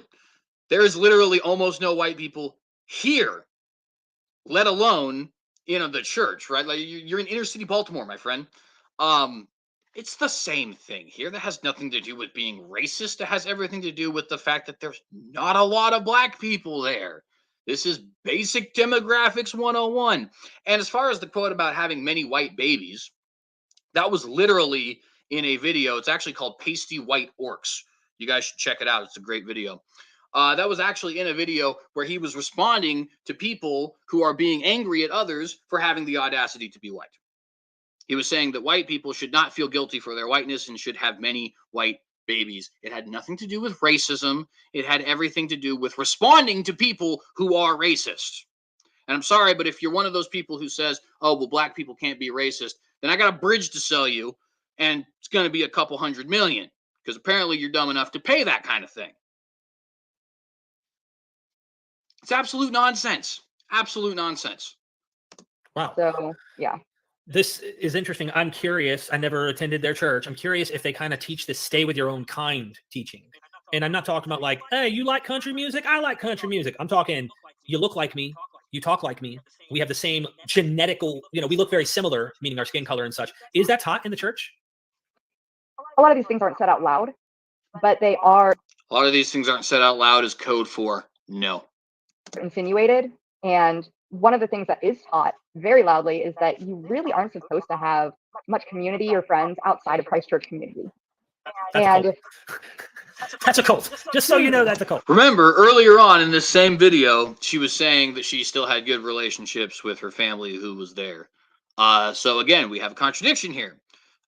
Do they say you're not supposed to have any communications with people who are outside Christchurch, or are you still in good standing with the people who you know who are there? Oh, and by the way, just for the record, again, Doug Wilson is a public personality. He wouldn't happen to be, I don't know, friends with noted atheist Christopher Hitchens before he died, or friends with John Piper, who is not his flavor of Reformed, or with James White, who's not his flavor of Reformed, or even with people who are not at all Reformed, like he recently had a conversation with Dr. Michael Brown. Those wouldn't happen to be things that are true. Well, oh, what do you know? They are things that are true. That's weird. I thought you weren't supposed to talk to people who are outside of Christchurch. Anyways. I mean, we've been talking about cult this whole time, but like that right there is like. And if you want to leave, then you lose your entire community. Wow. Sounds like Jehovah's Witnesses. Okay. It does. I had to ask. Yeah. Anti-evolution teachings. So are they young earth creationists like my Presbyterian PCA church was? Yeah, I mean, the Earth is only, what, 5,000 years old? Seven. Or whatever it is they say. 7. Yeah, like that's much better. Yeah, definitely. It was created in 7 days. Well, 6 days. God rested on the 7th, which was a Sunday. So all you guys who are YECs, you are in a cult. According, Ms. Hieronymous has spoken. You are in a cult. And she had to escape that cult. She survived that cult. Sunday. It was a Saturday. And yeah, I mean, let there be light. There was light in the matter of 6 business days. Yeah. I wanted to ask you, because they, from what I read on some of their stuff, it reminded me of my old PCA church, that they have an anti-evolution stance. Are they teaching anti-evolution material in Logos school? And that's their whole shtick. Yeah, and there's a whole class for Bible that you are, like, there's a whole period, a Bible period. In elementary school there was anyways. Wow. How many levels did you get to? And how long? Right, because it's a private Christian school, so they're allowed to do that sort of thing. By the way, Richard Madsen told a hilarious joke in the live chat. He says, "Why are you so letterist against the letter X? And don't give me that, then it would spell something else excuse. I noticed you never nearly include X in anything you write." Of course, the joke being that X is in virtually no words at all, but you're not including it. Why aren't you including it? Do you hate the letter X? That's brilliant, Richard. I love that. How long would you, so that our audience understands, you were raised, you were baptized in this, how long were you in Christ Church and in the school? I was in Christchurch for, I don't know how old I was when I moved to Moscow, but I was young enough that my first memories are of Moscow. I don't remember anything before that. Logos, I was in Logos until 5th grade, so 2nd grade to 5th grade. And the reason that I was out so early is because I begged my parents to take me out, and it took me several times of advocating for myself for them to listen. And things got better once they did, a lot better. Thank you for that answer. Thank you, Dogs of Mayhem, for becoming a member of Mythvision. We love you. Thank you so much for joining our cult, where you can come and go as you please, and talk to whoever you please, and do whatever you please. So one of the questions I had, Tim sent me, was talking about Peter Lehart and Roy Atwood, and they left the Logo School and New St. Andrews, but we're not going to speculate on that because, as you mentioned before, you're not aware of the reasons. I wish we knew, but we don't. Let's dive into something else. And what that is you've experienced some trauma. What do you think, in your diagnosis that we described at the beginning, what were some of the things that you were traumatized by, like you mentioned being spanked and the home discipline? Would you say? Again, we're back to spanking being trauma. Just absolutely ridiculous. Absolutely ridiculous. That those were the major things, was that you were actually being physically disciplined, as I'll use the term, or really assaulted, if you will. But yeah, it's being abused. And how did they do this at school? Like, did they just take a spoon and just barely like touch you, or were they whipping you and doing it in public? Or okay, so if you misbehave enough, then you go to the principal's office and you get a talking to, and you're in trouble, and that's embarrassing. It's a shameful type thing, right? But if you go the next level and you really piss off a teacher, then I just want to be clear. She just said going to the principal and getting a talking to was shaming. Richard Madsen says, mute when playing the video. Okay, sorry. I actually thought I was doing that, so I must have stopped at some point. My apologies. But to get back to here really quick, I just want to point out, she just said, when asked the question about some of the traumas she experienced, not only is she talking about spanking, which is not abuse, but she also said going to the principal and getting a talking to because it was embarrassing. Did not make that up. That is literally what she just said. Since there was an echo, we're going to go ahead and go back a little bit so that she may repeat.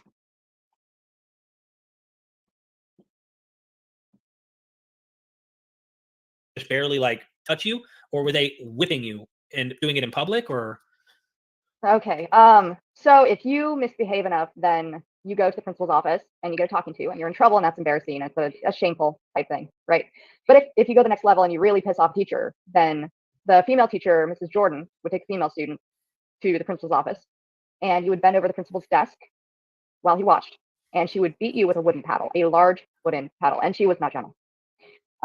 If she was busy and couldn't do it herself, Matt Whitling, the principal, would do it, even if it was a female student. He wasn't supposed to, but he did it twice to me, and I know multiple times to another female student as well, who has come forward publicly to speak about it. The first time that happened to me, the reason I got in trouble is because they said I lied, but my autism and my ADHD brain made me think that I had started a school project that I haven't started. And I was like, oh yeah, I started that. And she's like, show me. I said, okay. And I'm feeling confident about myself. I open my desk up and I look at it and I realize the wrong piece of paper is written on. The one she was talking about, I hadn't started yet. And I said, I'm sorry, I thought I started it. It was complete miscommunication, right? No, I was a liar.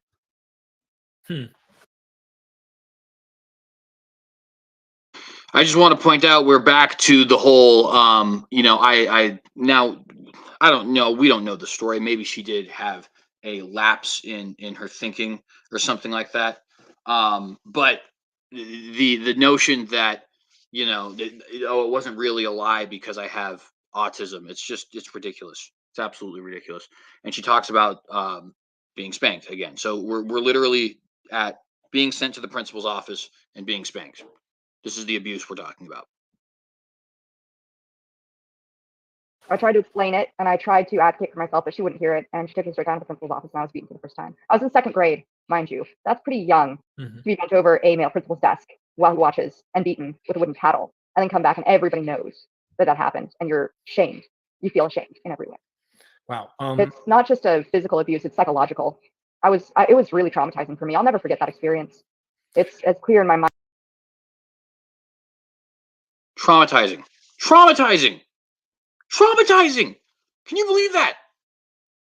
There are people out there who have had parents murdered, people out there who have not been fed by their parents, people out there who have been sexually assaulted, people out there who have experienced car crashes or whatever. I mean, like, life happens, right? Sometimes it's abusive parents. Sometimes it's some dude committing a crime against you or some girl or whatever. Sometimes it's just an accident, like a car crash, something like that. That is trauma.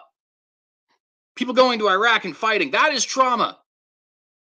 Getting spanked, that's your trauma? Are you kidding? And Derek, with all due respect, friend, what are you doing pushing this crap? It is crap.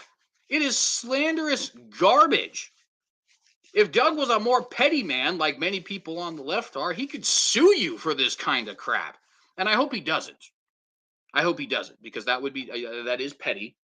But you get the idea. Like, what is this? You survived being spanked? Caused you lifelong trauma being spanked. Come on. Are we serious?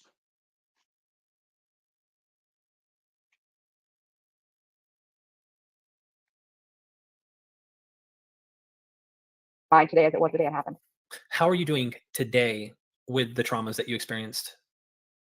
I am and have been in therapy for a very long time. I went through PTSD therapy when I first moved to Winston-Salem a year ago, and I completed that. And I am now in the process of completing DBT therapy, which is a cognitive behavioral therapy it was curated specifically for people with borderline personality disorder, but it's great for PTSD and reactive attachment disorder as well. Wow. So you're doing a lot better.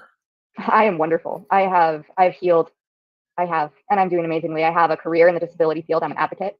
Wow. And I have my own place and I pay for it myself and I take care of everything myself and I live alone and I don't need a man. Thank you very much. There you go. So you have figured it out. I just needed to know that so we could at least put some icing on the cake and make a happy here. Put the candles on, light them. Yay! Everybody I'm celebrate. happy. That's good. I'm very That's good. happy. And I want to get into your happiness here in a moment. I just want people to understand that like what you're doing takes a lot of courage, but it's also therapeutic. So while it's like you're bringing your life, you're being very transparent and like saying what's going on and what's happened, there's a sense in which this helps you. And I know because it's helped me and like speaking out. So I got a super chat. Let's take the super chat and then we'll jump into something else. Constellation Pegasus, I don't understand the term young earth creationist. The church taught 6,000-year-old church forever. When did this change or whatever in today's world? Young earth creation is nothing new at all. It's just you want to put that one? Because I don't know anything about it. I think that young earth creationism is only a thing that comes up when people realize it's not young.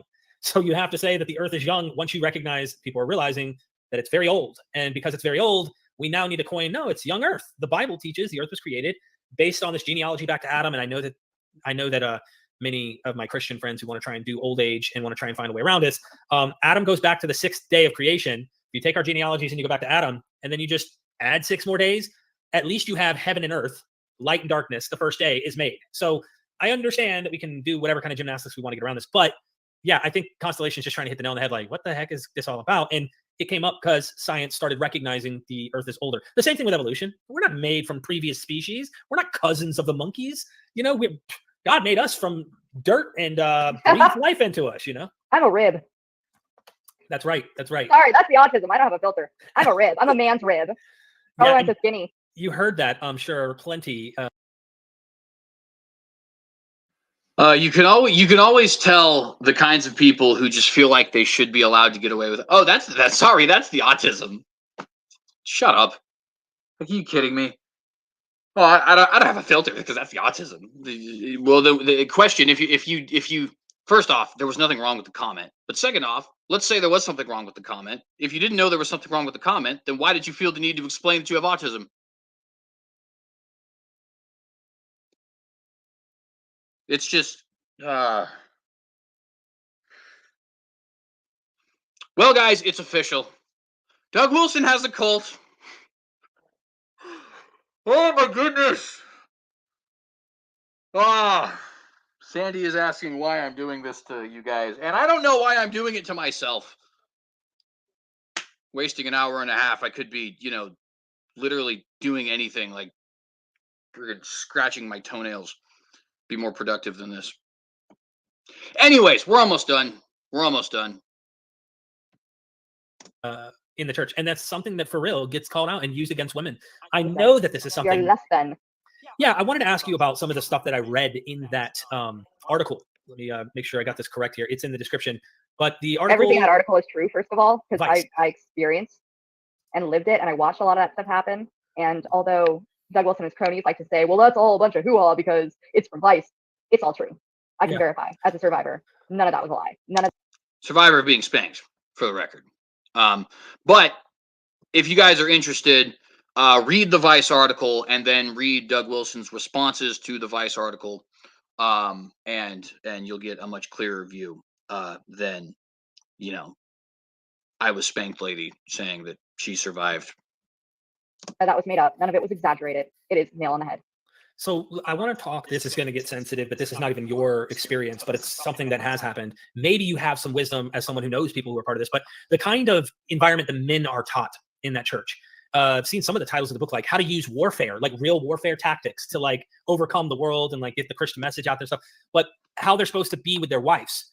And I'm sure they say, Christ loved the church. That's how you should be. But women are not supposed to say no. The wife to the husband, and I'm getting very personal here as personal experience comes out. I've been married for 15 going on 16 years. We were teenagers when we got together, very young. And I did what I thought was the right thing. We got married and it was the right thing. She's amazing. I'm a very lucky man. Okay. But there are times where my wife is just tired and we're human. Right. And I know not to bark up that tree. It's not even something that I would have the interest in. What makes it weird to me, Lorena, and I'd love to have your opinion on this as a female who's raised in this church, is this, that the men are being coached and taught by this church that they can have her whenever they want. She is their garden, as Doug's wife literally writes in her book, that the wife, that's wild. And like, for me, unless you're just a rapist at heart or be. Yeah. So that's definitely a misuse of the quote there. When he says, when she says, excuse me, that the woman is her man's garden, she is using the analogy not as a means of saying like he can just plow it whenever he wants, but as a means of saying, that this is where the fruit of his labor, so to speak, are going to come forward, right? In other words, um, the man is quite literally planting his seed in the woman, and the fruit of his loins is going to come out of her. That is the context of what Nancy Wilson was talking about. It was not talking about like, oh, it's your garden, you can just plow it whenever you want. And again, there's the aforementioned quote where Doug talks about, don't be a meathead. Your body is just as much the possession of her as her body is the possession of you. Obviously you shouldn't be starving each other, sexually speaking. In fact, you could make an argument that is in and of itself not really abusive, but it creates a dysfunctional marriage.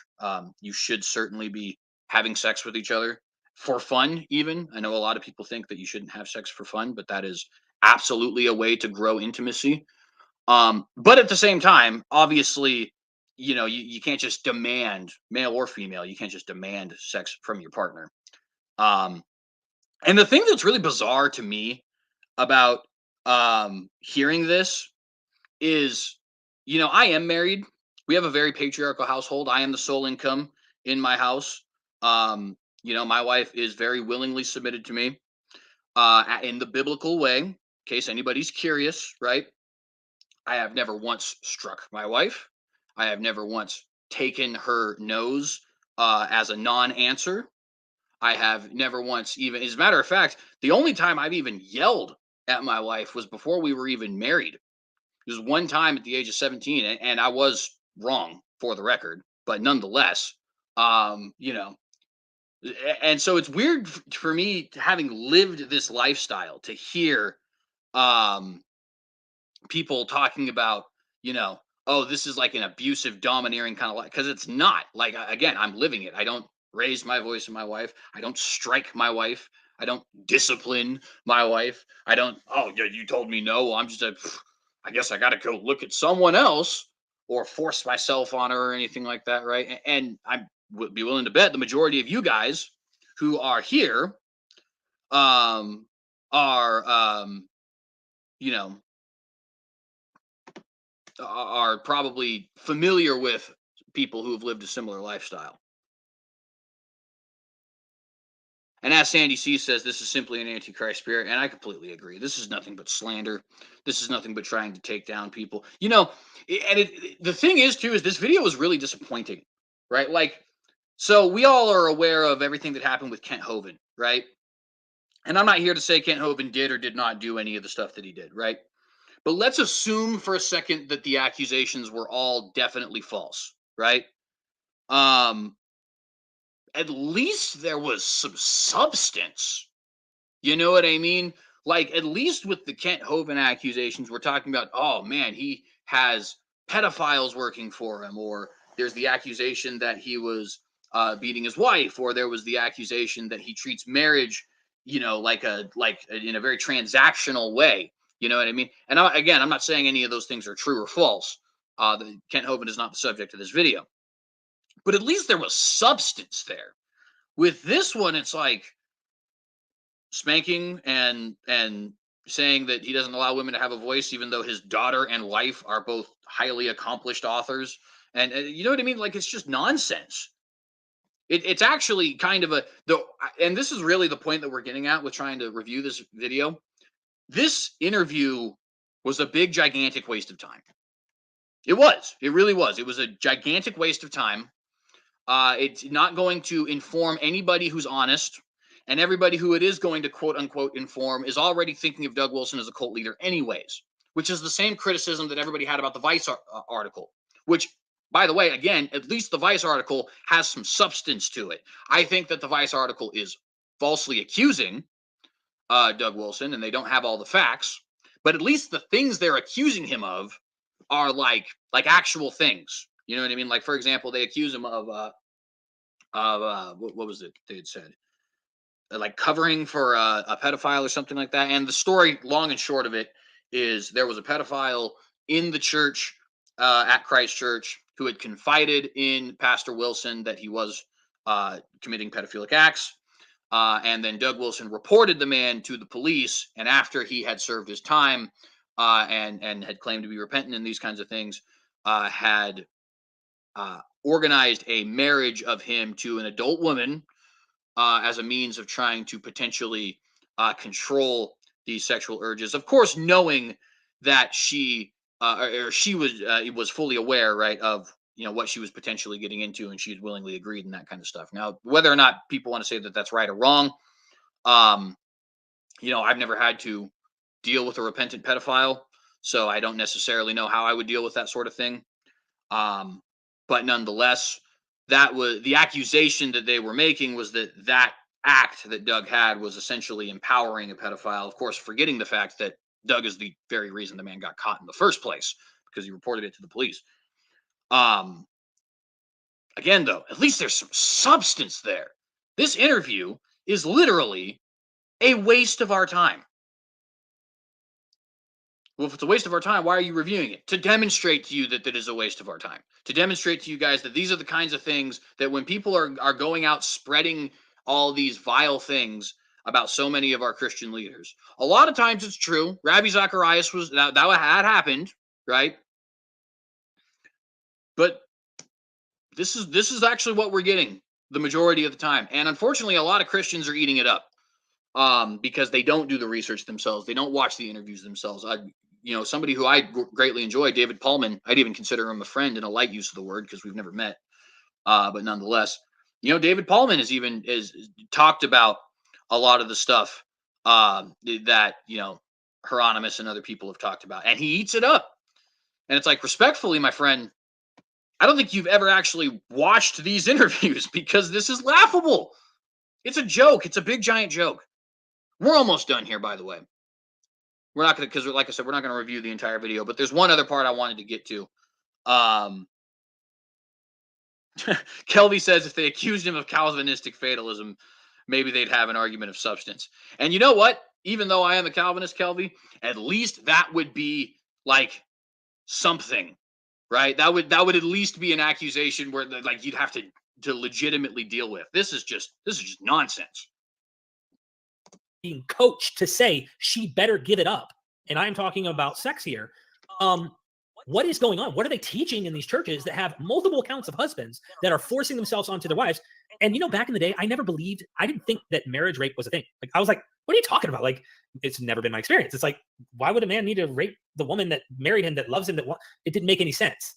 Mm-hmm. And now it makes sense hearing like they're pushing themselves on them, even when they go, I'm tired, I'm not interested in blah, blah, blah, and they're forcing themselves. So is there teaching in the church? I'm rambling, sorry. But is there teachings in the church that push the men to do this to their wives? Yeah, absolutely. I mean, even if a woman doesn't do her dishes, she goes on church discipline. And what is church discipline for adults? It's not excommunication or anything. You're in counseling for a while and you go on the prayer list, and you're basically publicly shamed for sucking as a Christian. And as a wife, right? Yep.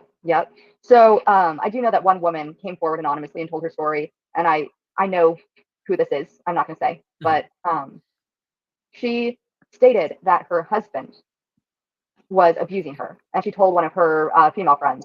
Real quickly, I do want to say, since I had just said that thing about lack of substance, this next accusation is at least a real accusation. I don't think it's true. She doesn't provide any evidence for it, but it's at least something better than they're creationists and they spank children. Wife of an elder, I believe, because she was also the wife of an elder. And she said he's sexually abusing me. He's using, a beer bottle sometimes, and he's forcing himself on me, and I don't, it's painful. I'll be bleeding. It's not great. It's brutal. And the woman said, "Oh yeah, no, you have to allow that." Because literally like that, like, yeah, because it is our duty as the wife to keep the man from sinning by watching pornography or going elsewhere to get sex. That was the thing in the Vice article that was pointing out that the woman who finally left him was getting anonymous phone calls, threats from women in the church, and saying stuff like, "You do know now that your husband is now going to fall and stumble in sin watching pornography because you won't let him rape you anymore, or you won't willingly give yourself, so you're not being submissive enough." Right. Perception, of course. You know what I mean? Perception. Yeah. What a special word in this case. Now, that's actually a real accusation. It's the only one we've actually had so far, so let's deal with it. First off, I obviously, if it did happen, it's egregious, it's disgusting, it should not happen. right? It is important for us to note, as has already been stated before, that Doug Wilson has said numerous times, and if he's watching this now, I'm sure he'd be willing to say again, although he might be fed up with saying it at this point, that a man is not a man is not biblically permitted to force himself onto his wife. She is allowed to say no, right? Whether it's because she has a headache or is just not in the mood or anything like that, she certainly is permitted to say no. There are numerous different places where Doug has said such a thing. And in fact, maybe I should even try and pull up a quote to kind of demonstrate that. So let me see if I can do that very quickly here. But nonetheless, let's see.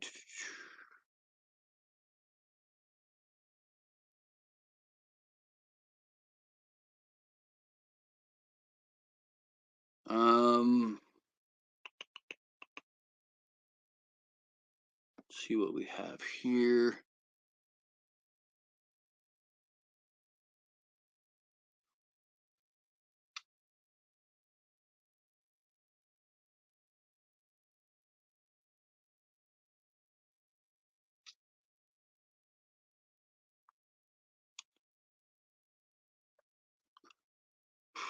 I probably should have had this up beforehand, so I apologize.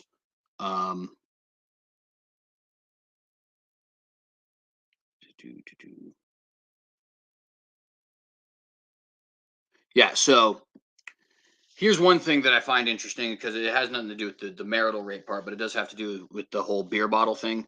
He says, when men are in the grip of prolonged lust, they are soon dissatisfied with normal sexual pleasure and begin looking around for other things which will expand their sexual horizons.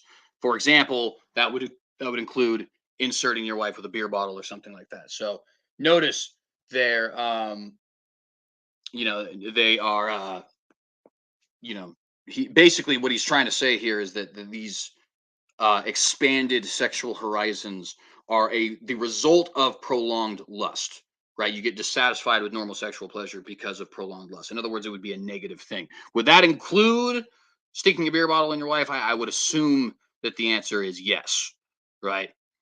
Of course, he didn't directly mention beer bottles or anything like that, but you still kind of get the idea. I'm trying to look for one here as far as the marital rape thing is going, but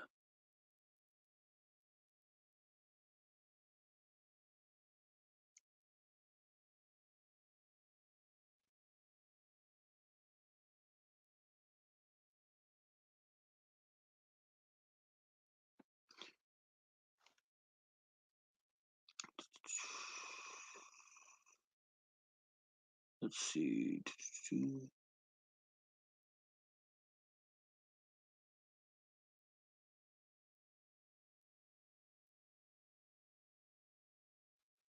Yeah, there's a whole bunch of quotes here they have. I'm on obviously a website that's trying to uh, defend what he's saying, but they don't actually have one here.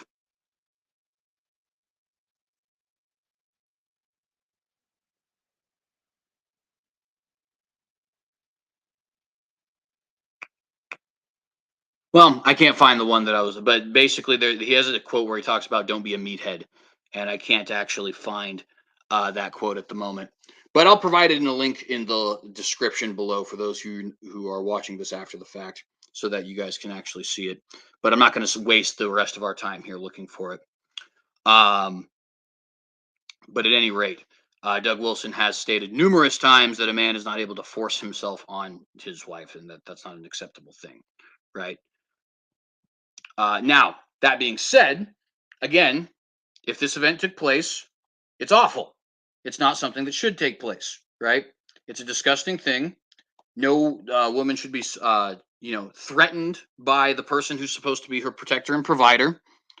And if that did happen to this girl, and I assume that it probably did, then I'm sorry about that. Now, did the church say that you need to just let that happen? Otherwise, he's going to start looking at porn and you're a bad wife? I highly doubt that, considering the fact that, again, we have plenty of quotes where Doug talks about hey, this isn't something that, or talking about these sexual desires are the result of prolonged lusts, which are a sin, or where he talks about how there's the, like I said, the "don't be a meathead" quote, or the talk about a wife who has somebody consistently watching porn as her husband shouldn't have to deal with that, is on good grounds, excuse me, to get a divorce and stuff like that.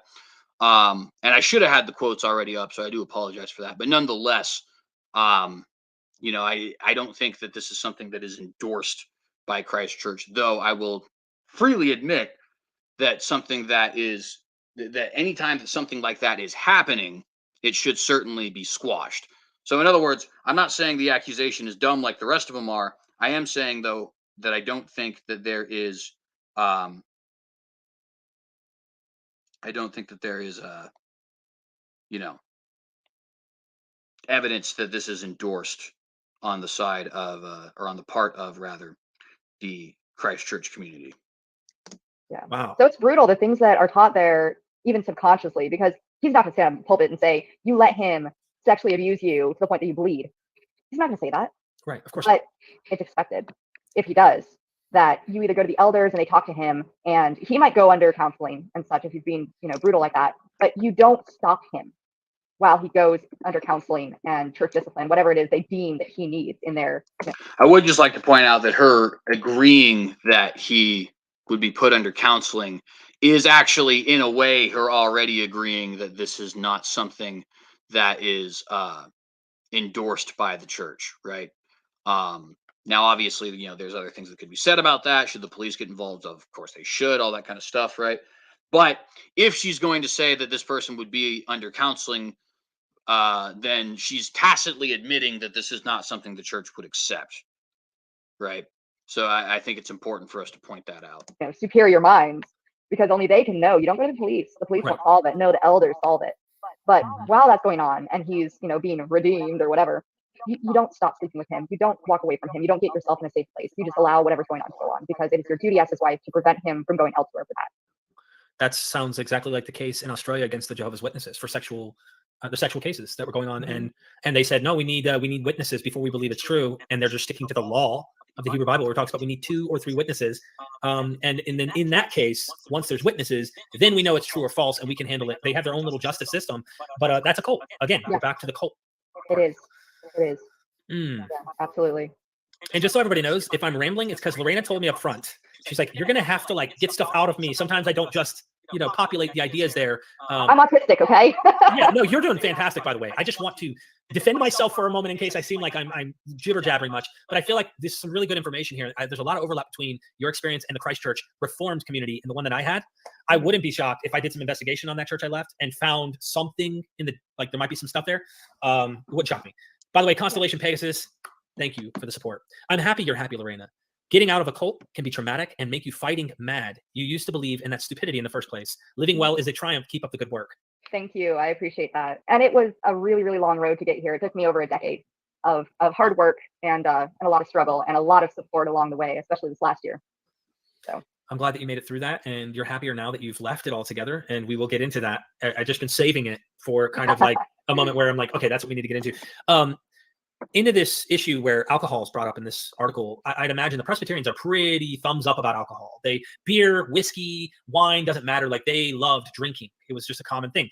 You know who else drank? The Puritans. They drank a lot of beer. It was part of their kind of tradition. Did you notice a lot of alcohol in gatherings and dinners that you guys visited? Were they constantly getting tipsy, or? There was always wine or beer for the men. Mm-hmm. There was always beer for the men. The women weren't really drinking beer. You're not really supposed to. What I noticed, I think, most when it came to alcohol is the fact that in the pulpit, Doug Wilson says, you shouldn't be drunk. You shouldn't be a drunkard. But alcohol is very prevalent in his life, and he was always talking about it. And I know that a lot of times I was seeing these elders and such drinking large amounts of alcohol. It was something I noticed as a kid, because, alcohol's interesting when you're a kid. So you kind of notice it, and, it's interesting. So there's a lot of the elders, it was more like beer and hard liquor, but they were well off. And that's another thing I noticed, is that the elders had a lot more money, and the elders were a lot more financially stable. And it was the strongest supporters of Doug Wilson that made the most money and tithed it. And there's just a whole network of businesses that support him and his spiritual warfare. let's talk about this. The financial stability that this church has, and it's growing exponentially in many ways. It's like constantly growing. Where's all this money coming from? Tithes from wealthy business owning people, So, from businesses. We're now at being wealthy is apparently part of being a cult. And of course, this is standard for the woke. Being wealthy is bad.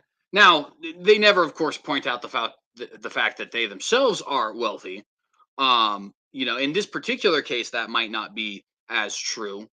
But like for example, you have Robert Reich always talking about all these people who are so super rich. He's got a net worth of $4 million.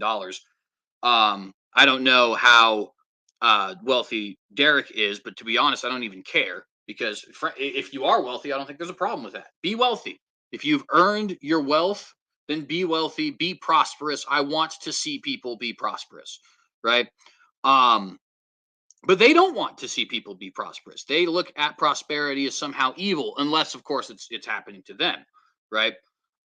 If they are prosperous, well, then there's nothing wrong with that wealth, and I earned this. But if you are prosperous, well, it's because you are in a cult, or because you're abusing people, or something along those lines. And then, of course, there's also the thing about alcohol. Doug Wilson has been very clear on his views on alcohol. Drunkenness is a sin. Drinking is not. That is the biblical position. For those who abstain from alcohol, there is nothing wrong with that. I'm not saying that you guys are somehow unbiblical for doing so. But obviously, communion wouldn't allow you to drink wine, if drinking in and of itself was sinful. There's verses in the Bible which, of course, talk about the heart being glad at wine and stuff like that, right?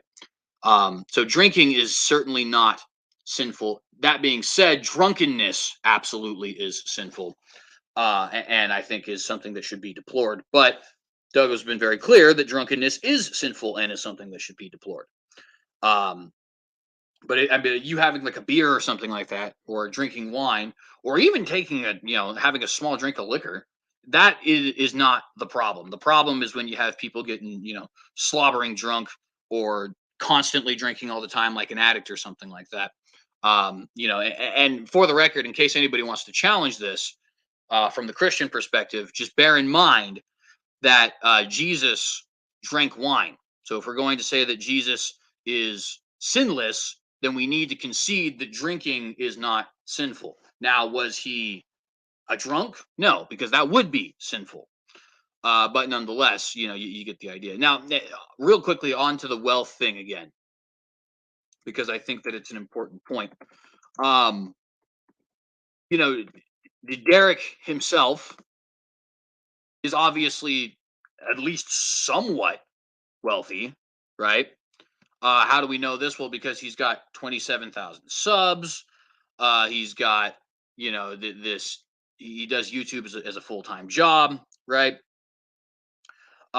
He doesn't appear to live in like a small dinky apartment or something like that. She obviously has a house in her background.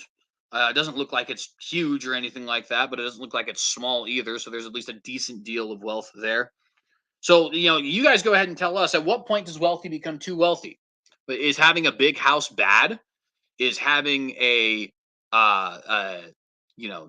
ability to put your kids through private school bad? A lot of people really like Bernie Sanders for his anti-wealth stance. You know that he's a multi-millionaire, right? Is that a negative thing? Oh, no, it's not a negative thing when they do it, but it is a negative thing when you do it, right? And I just can't stand it. And for the record, I don't know if Derek or Lorena are ever going to watch this, but if you guys are, I have no issue with you being wealthy if you indeed are well off.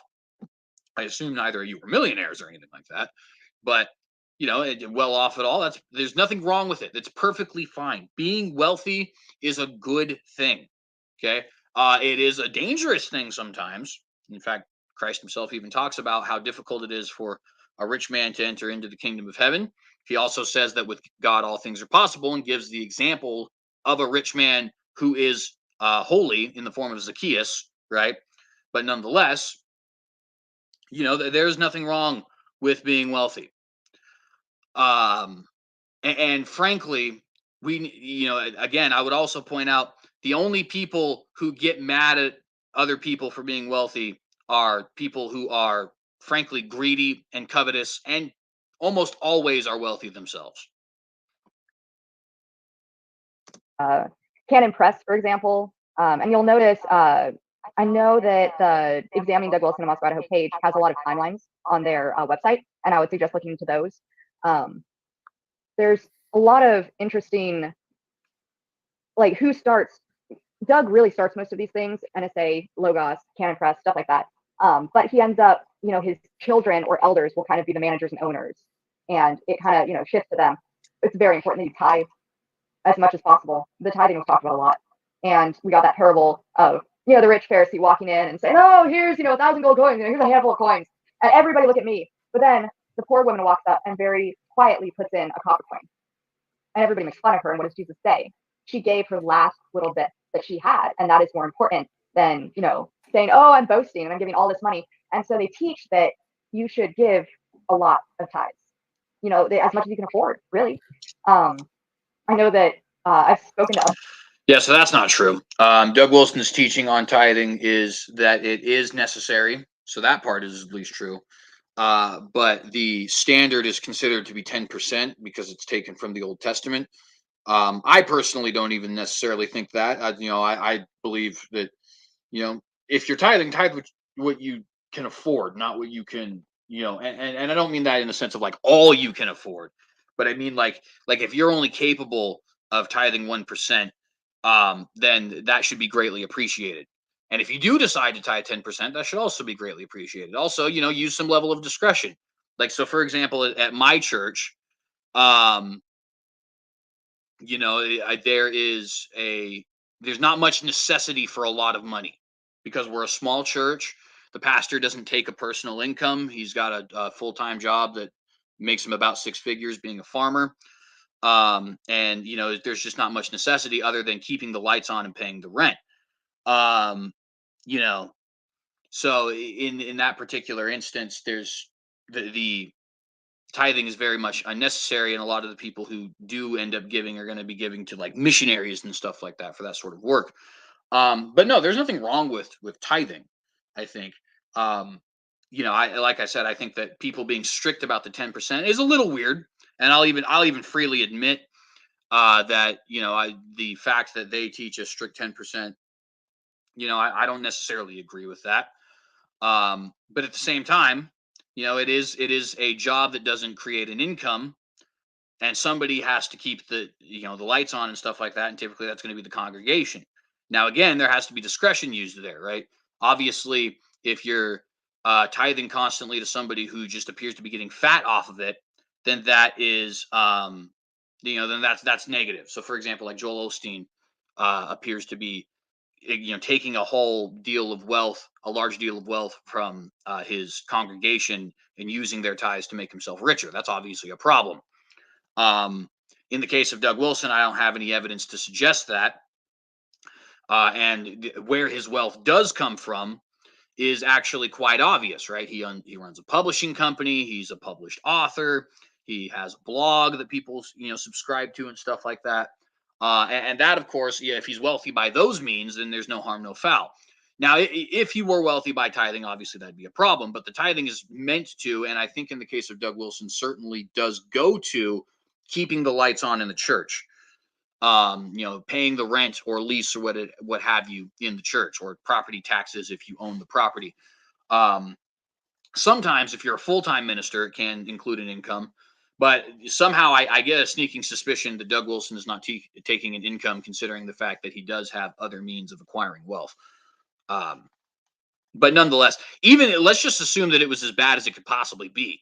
It still wouldn't be culty. It would be somewhat egregious, certainly, but it wouldn't be a cult. Joel Osteen, for example, does not run a cult. He's a false teacher, but he doesn't run a cult. Other people that have been in churches, and they were frustrated because they were always really poor and the elders were not. And the pastor, I know Doug Wilson has a very large house on a hill. I've seen it. And most of the elders have very established large places. And that's but the rest of the congregation, I know Real quick, I see a comment here from Kelvy where he says tithing the 10% in the Old Testament isn't even what was done in the Old Testament. It was given back. And not only that, but it's also important to remember that in the Old Testament, Levites did not have jobs. Levites did not have homes. Levites did not have land. Their sustenance, their ability to live relied upon the tithe. So it was a little bit different back then, certainly. We can't compare the modern church, I think, to the Old Testament, because there was no way for the Levite to live without without the tithes, because they didn't have any means of acquiring income. Now, that said, I am pro tithing, right? Because the missionary does need some financial backing. The church needs the lights to be on, and there are full-time ministers who, obviously deserve to have food and take care of their families and stuff like that. It's really just a matter of discretion. This is the whole thing with tithing. It's all a matter of discretion.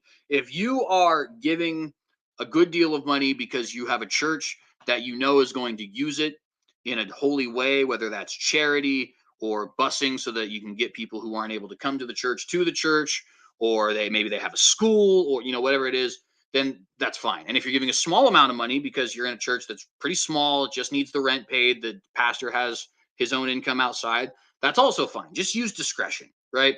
And I think Kelvy is also right here to point out that it's not quite the same. And freely admit, a lot of people who teach the 10% thing today, I don't think it's a 1-to-1 comparison. Several, at least, that were not very well off at all. And of course, we'd make them meals, but they were always tithing. With the congregation, the size they have, I mean, even 15% of low-income families, that's a lot. That's a lot, because a lot of families, a lot of individuals, and it's really an empire, a financial empire is what he's built. So sometimes growing up, we would like mom would be like, throw 100 in there, like $100 bill, and like that was it. We didn't calculate, we didn't whip out a calculator and go, okay, what is our, before taxes, what are we making our gross income as a household, and calculate. I can imagine them really being serious about calculating, and even the elders maybe participating and going, all right, Bob, you're making $85,000 a year, and like helping them figure out how to tithe properly so that they can be paying the church the right amount of money. With the budgeting, at the heads of household meetings. Yeah, and I imagine that's probably something they did. I could imagine it happening because it probably happens in the PCA church I came from. Is there a connection to Netflix? I thought I heard a mention of someone having like some connection to a TV program or something like that that's helping fund as well. Nate Wilson, I believe. I think he has I think it's a cartoon TV show or something. I haven't looked into it at all. Yeah, I think it's called Go-Go Ninja. Never seen it, but nonetheless, N.D. Wilson does have a cartoon on Netflix. But again, what's the problem with that, right? What's the problem with people acquiring capital through legitimate means? Obviously nothing. Is that not what you're doing right now, Derek, with your podcast here? Which again is fine. I'm a capitalist. I think that's okay. People are willingly paying you for these things. But how come it's okay for you, but not okay for Douglas Wilson? In fact, when he does it, it's a cult. But he has a lot of books that he's published through Canon Press, and I know that he's kind of built a bit of a entertainment empire himself. But that's really all I know about it. I don't know a whole lot about it. Okay, I was wondering about their money. William Arons, there are denominations and congregations with reactionary views and strict discipline that finally modify extreme theology since it's so hard to maintain. Could this church also eventually change? As long as Doug Wilson is in charge, or his children are in charge, it won't change, because he is. And thank God for it, because we need more churches that are willing to stand on the word. Not that Doug's is the only one. It's certainly not. But we need churches that are willing to say unequivocally, divorce is a sin, immodest dress is a sin, pornography is a sin, homosexuality is a sin, abortion is a sin. We should be giving our all to God, dedicating all to God. Do I have things I disagree with Doug Wilson on? Of course. We just kind of talked about the tithing thing. I'm not post-millennial. I have very strong concerns with post-millennialism. The Christian nationalism thing, I think, is misrepresented, but I don't necessarily know if I'm on board with it. And there's other things we can get to. But we need people who stand on the word. And there's just no doubt in my mind that Doug Wilson is one who stands on the word. And as a result, he's considered to be cultish. Kelby says the modern culture is a sin. And how, friend? And how? perfect offshoot of his father and the toxic views his father, Jim, had. And his children are just like him. So as long as they're in charge, it really is the Doug Wilson cult. So it's all about what he wants and what he believes. It's not about God. It's about Doug Wilson. That's just not true. But, you know, when we have nothing but accusations coming from this woman, then what would we expect? This is speculative, so please, as an audience, of course, I'd love to expose things if it's ugly and bad, but like, have you ever got any vibes when someone writes the things he writes about women and the way he teaches men to be towards their wives and stuff? Do you think, and this is like, you'd be completely honest, even if it is in defense of Doug, I want the truth, right? Do you think that he is faithful and committed to his wife and not a guy who's messing with young women and things like that? I can't imagine a young woman that would look twice at him, let alone let him touch him. But I dread to think of what's in his basement or on his computer. Notice that now we're getting into literally baseless speculation of, oh, well, I mean, you got to be cheating on his wife and stuff like that, right? Because obviously nobody could possibly believe in biblical patriarchy and not be fondling young girls or anything like that. Like, apparently, which is one of the things that's really funny about it, actually, is some of the people who were most infamous for these kinds of things. You know, Jerry Falwell is a rare example. Exactly, Kelvy, it's a despicable question. Jerry Falwell was an example of somebody who, was seemingly promoting a biblical gospel, but turned out to be sexually debased. But for the most part, if you look at people, you know, you have people in the Catholic Church, you have the higher ups of the SBC, you have Ravi Zacharias, who was kind of wishy-washy, philosophically brilliant, but certainly wishy-washy as far as the actual biblical nitty-gritty. So it's actually the exact opposite, right? For the most part, the strong biblical people are not the, and even, by the way, for the record, even when you look at Jerry Falwell identified himself as a cultural Christian more than as an actual believer.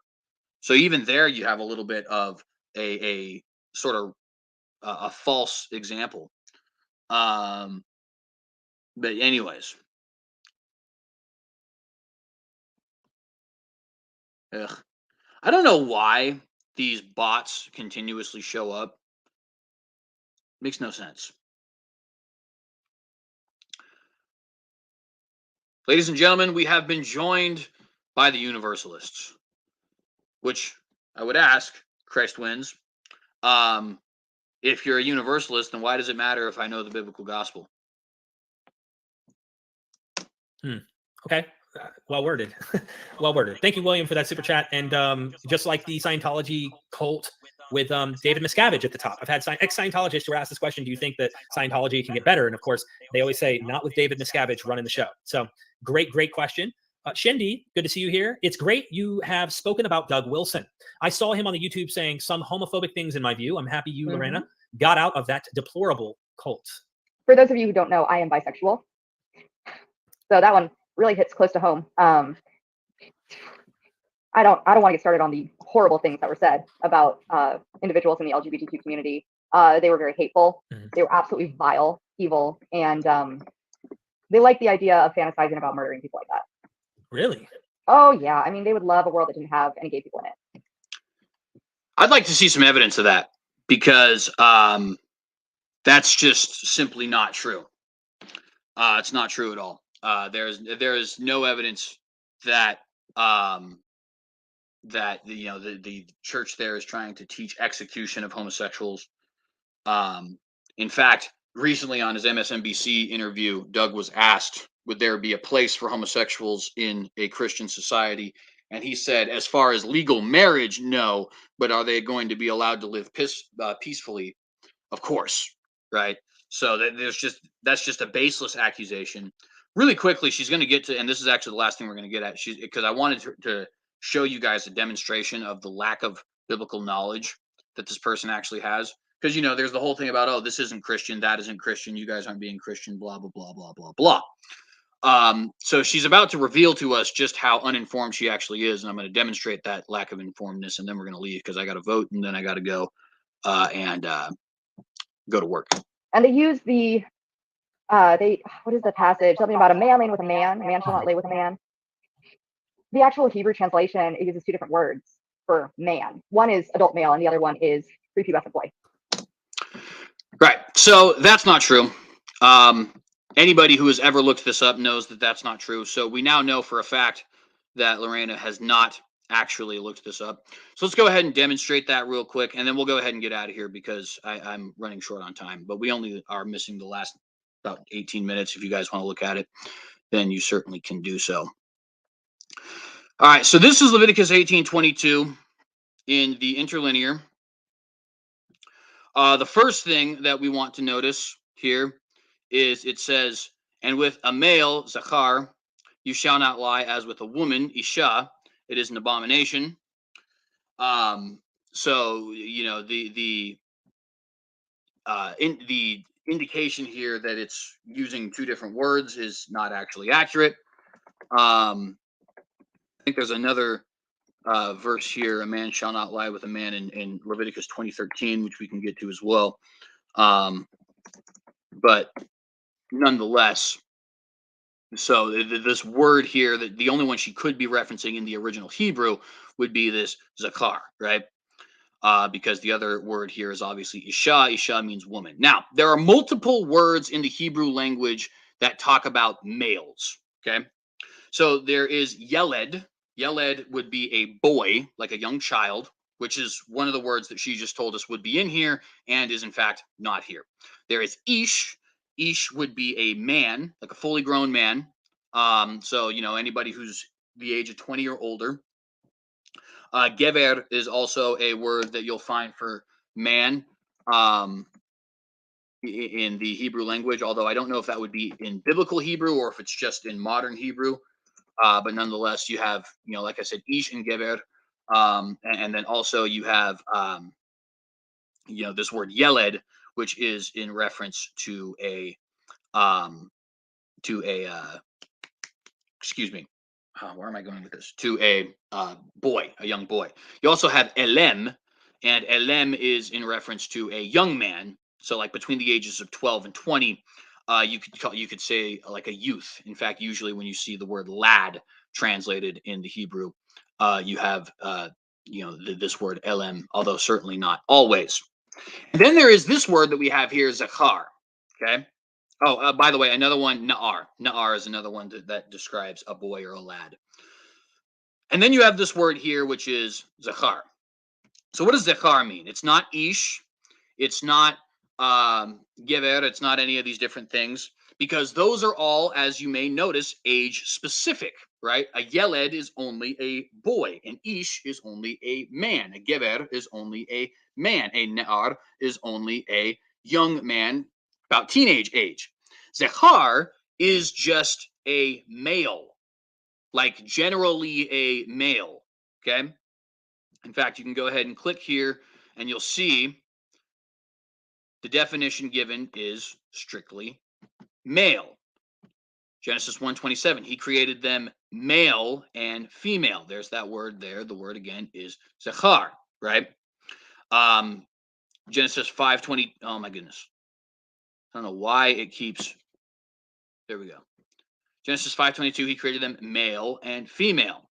To keep them alive with you, they shall be male and female, right? And you can just go so on and so forth, right? So just the same way that we have words that distinguish between, you know, age groups, like we could say boy, which is a child, and we could also say man, which is a grown male, or we could say male, which speaks about it. Generally, the Hebrew is going to be the same way. You have gever or ish, which is going to talk about grown men. You have yeled, which is going to talk about young children. You have na'ar, which is going to talk about teenagers. And you have zachar, which is going to talk about males generally. Okay. Now let's go back to the text that we actually saw here. It says, and with a zachar, with a male, notice that is all age inclusive. That would include yeleds. It would also include ishes, gevers, naars. It would include all of them. With a male, you shall not lie as with a isha, woman. Okay? So what she said here is that this verse is against specifically men lying with boys. Does this verse obviously condemn men lying with boys? It does, but it also condemns men lying with men, because the word being used here is zachar. Let's go ahead and go back to Leviticus 20:13, and we'll see the exact same thing. Leviticus 20:13 says, Va'ish, so that is man, meaning a grown man. If a man lies with a zachar, male of any kind. So there is two different words here, but it's not man and boy, it's man and male. And a man if lies with a male as he lies with a woman. The actual Hebrew here is going to be Ve'ish Asar Yiskabet Zachar, right? To continue with Miskabe Esha. So the word that is actually being said, and by the way, this just in case anybody's wondering why I said Ve'ish, this wa may not actually be the pronunciation of that. Although other people have said that it is. I don't know. The person who's teaching me Hebrew pronounces that with a va, but nonetheless, Ve'ish Asher Yiskabet Zechar Miskabe Isha. Thou shalt not lay, and if a man lies with a male as he lies with a woman, and then it goes on to say it is an abomination, toveva. You get the point, right? Both of these scriptures use the all-inclusive word zechar. They do not use yeled, which would refer to an individual. And it says that if a man lies with a zechar, any male, that would include yeleds, it would also include ishes, gevers, ne'ars, it would include all of them, then it is an abomination, okay? So it's just simple lack of biblical knowledge on her part, lack of knowledge of Hebrew on her part. If you guys want me to go on a full explanation of that, I did a response video to Raging Atheist when he was claiming a similar thing. There's just simply no evidence whatsoever to suggest that this is strictly condemning pederasty. It does condemn pederasty, but it condemns homosexuality. Also, it uses the all-encompassing word of zechar. So, with all that, and if you guys want to finish it, you can, but I do have to run. We're going to go ahead and get out of here.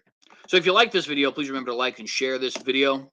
Please consider subscribing to the channel if you have not done so. Hit that bell to get notified every time that we go live.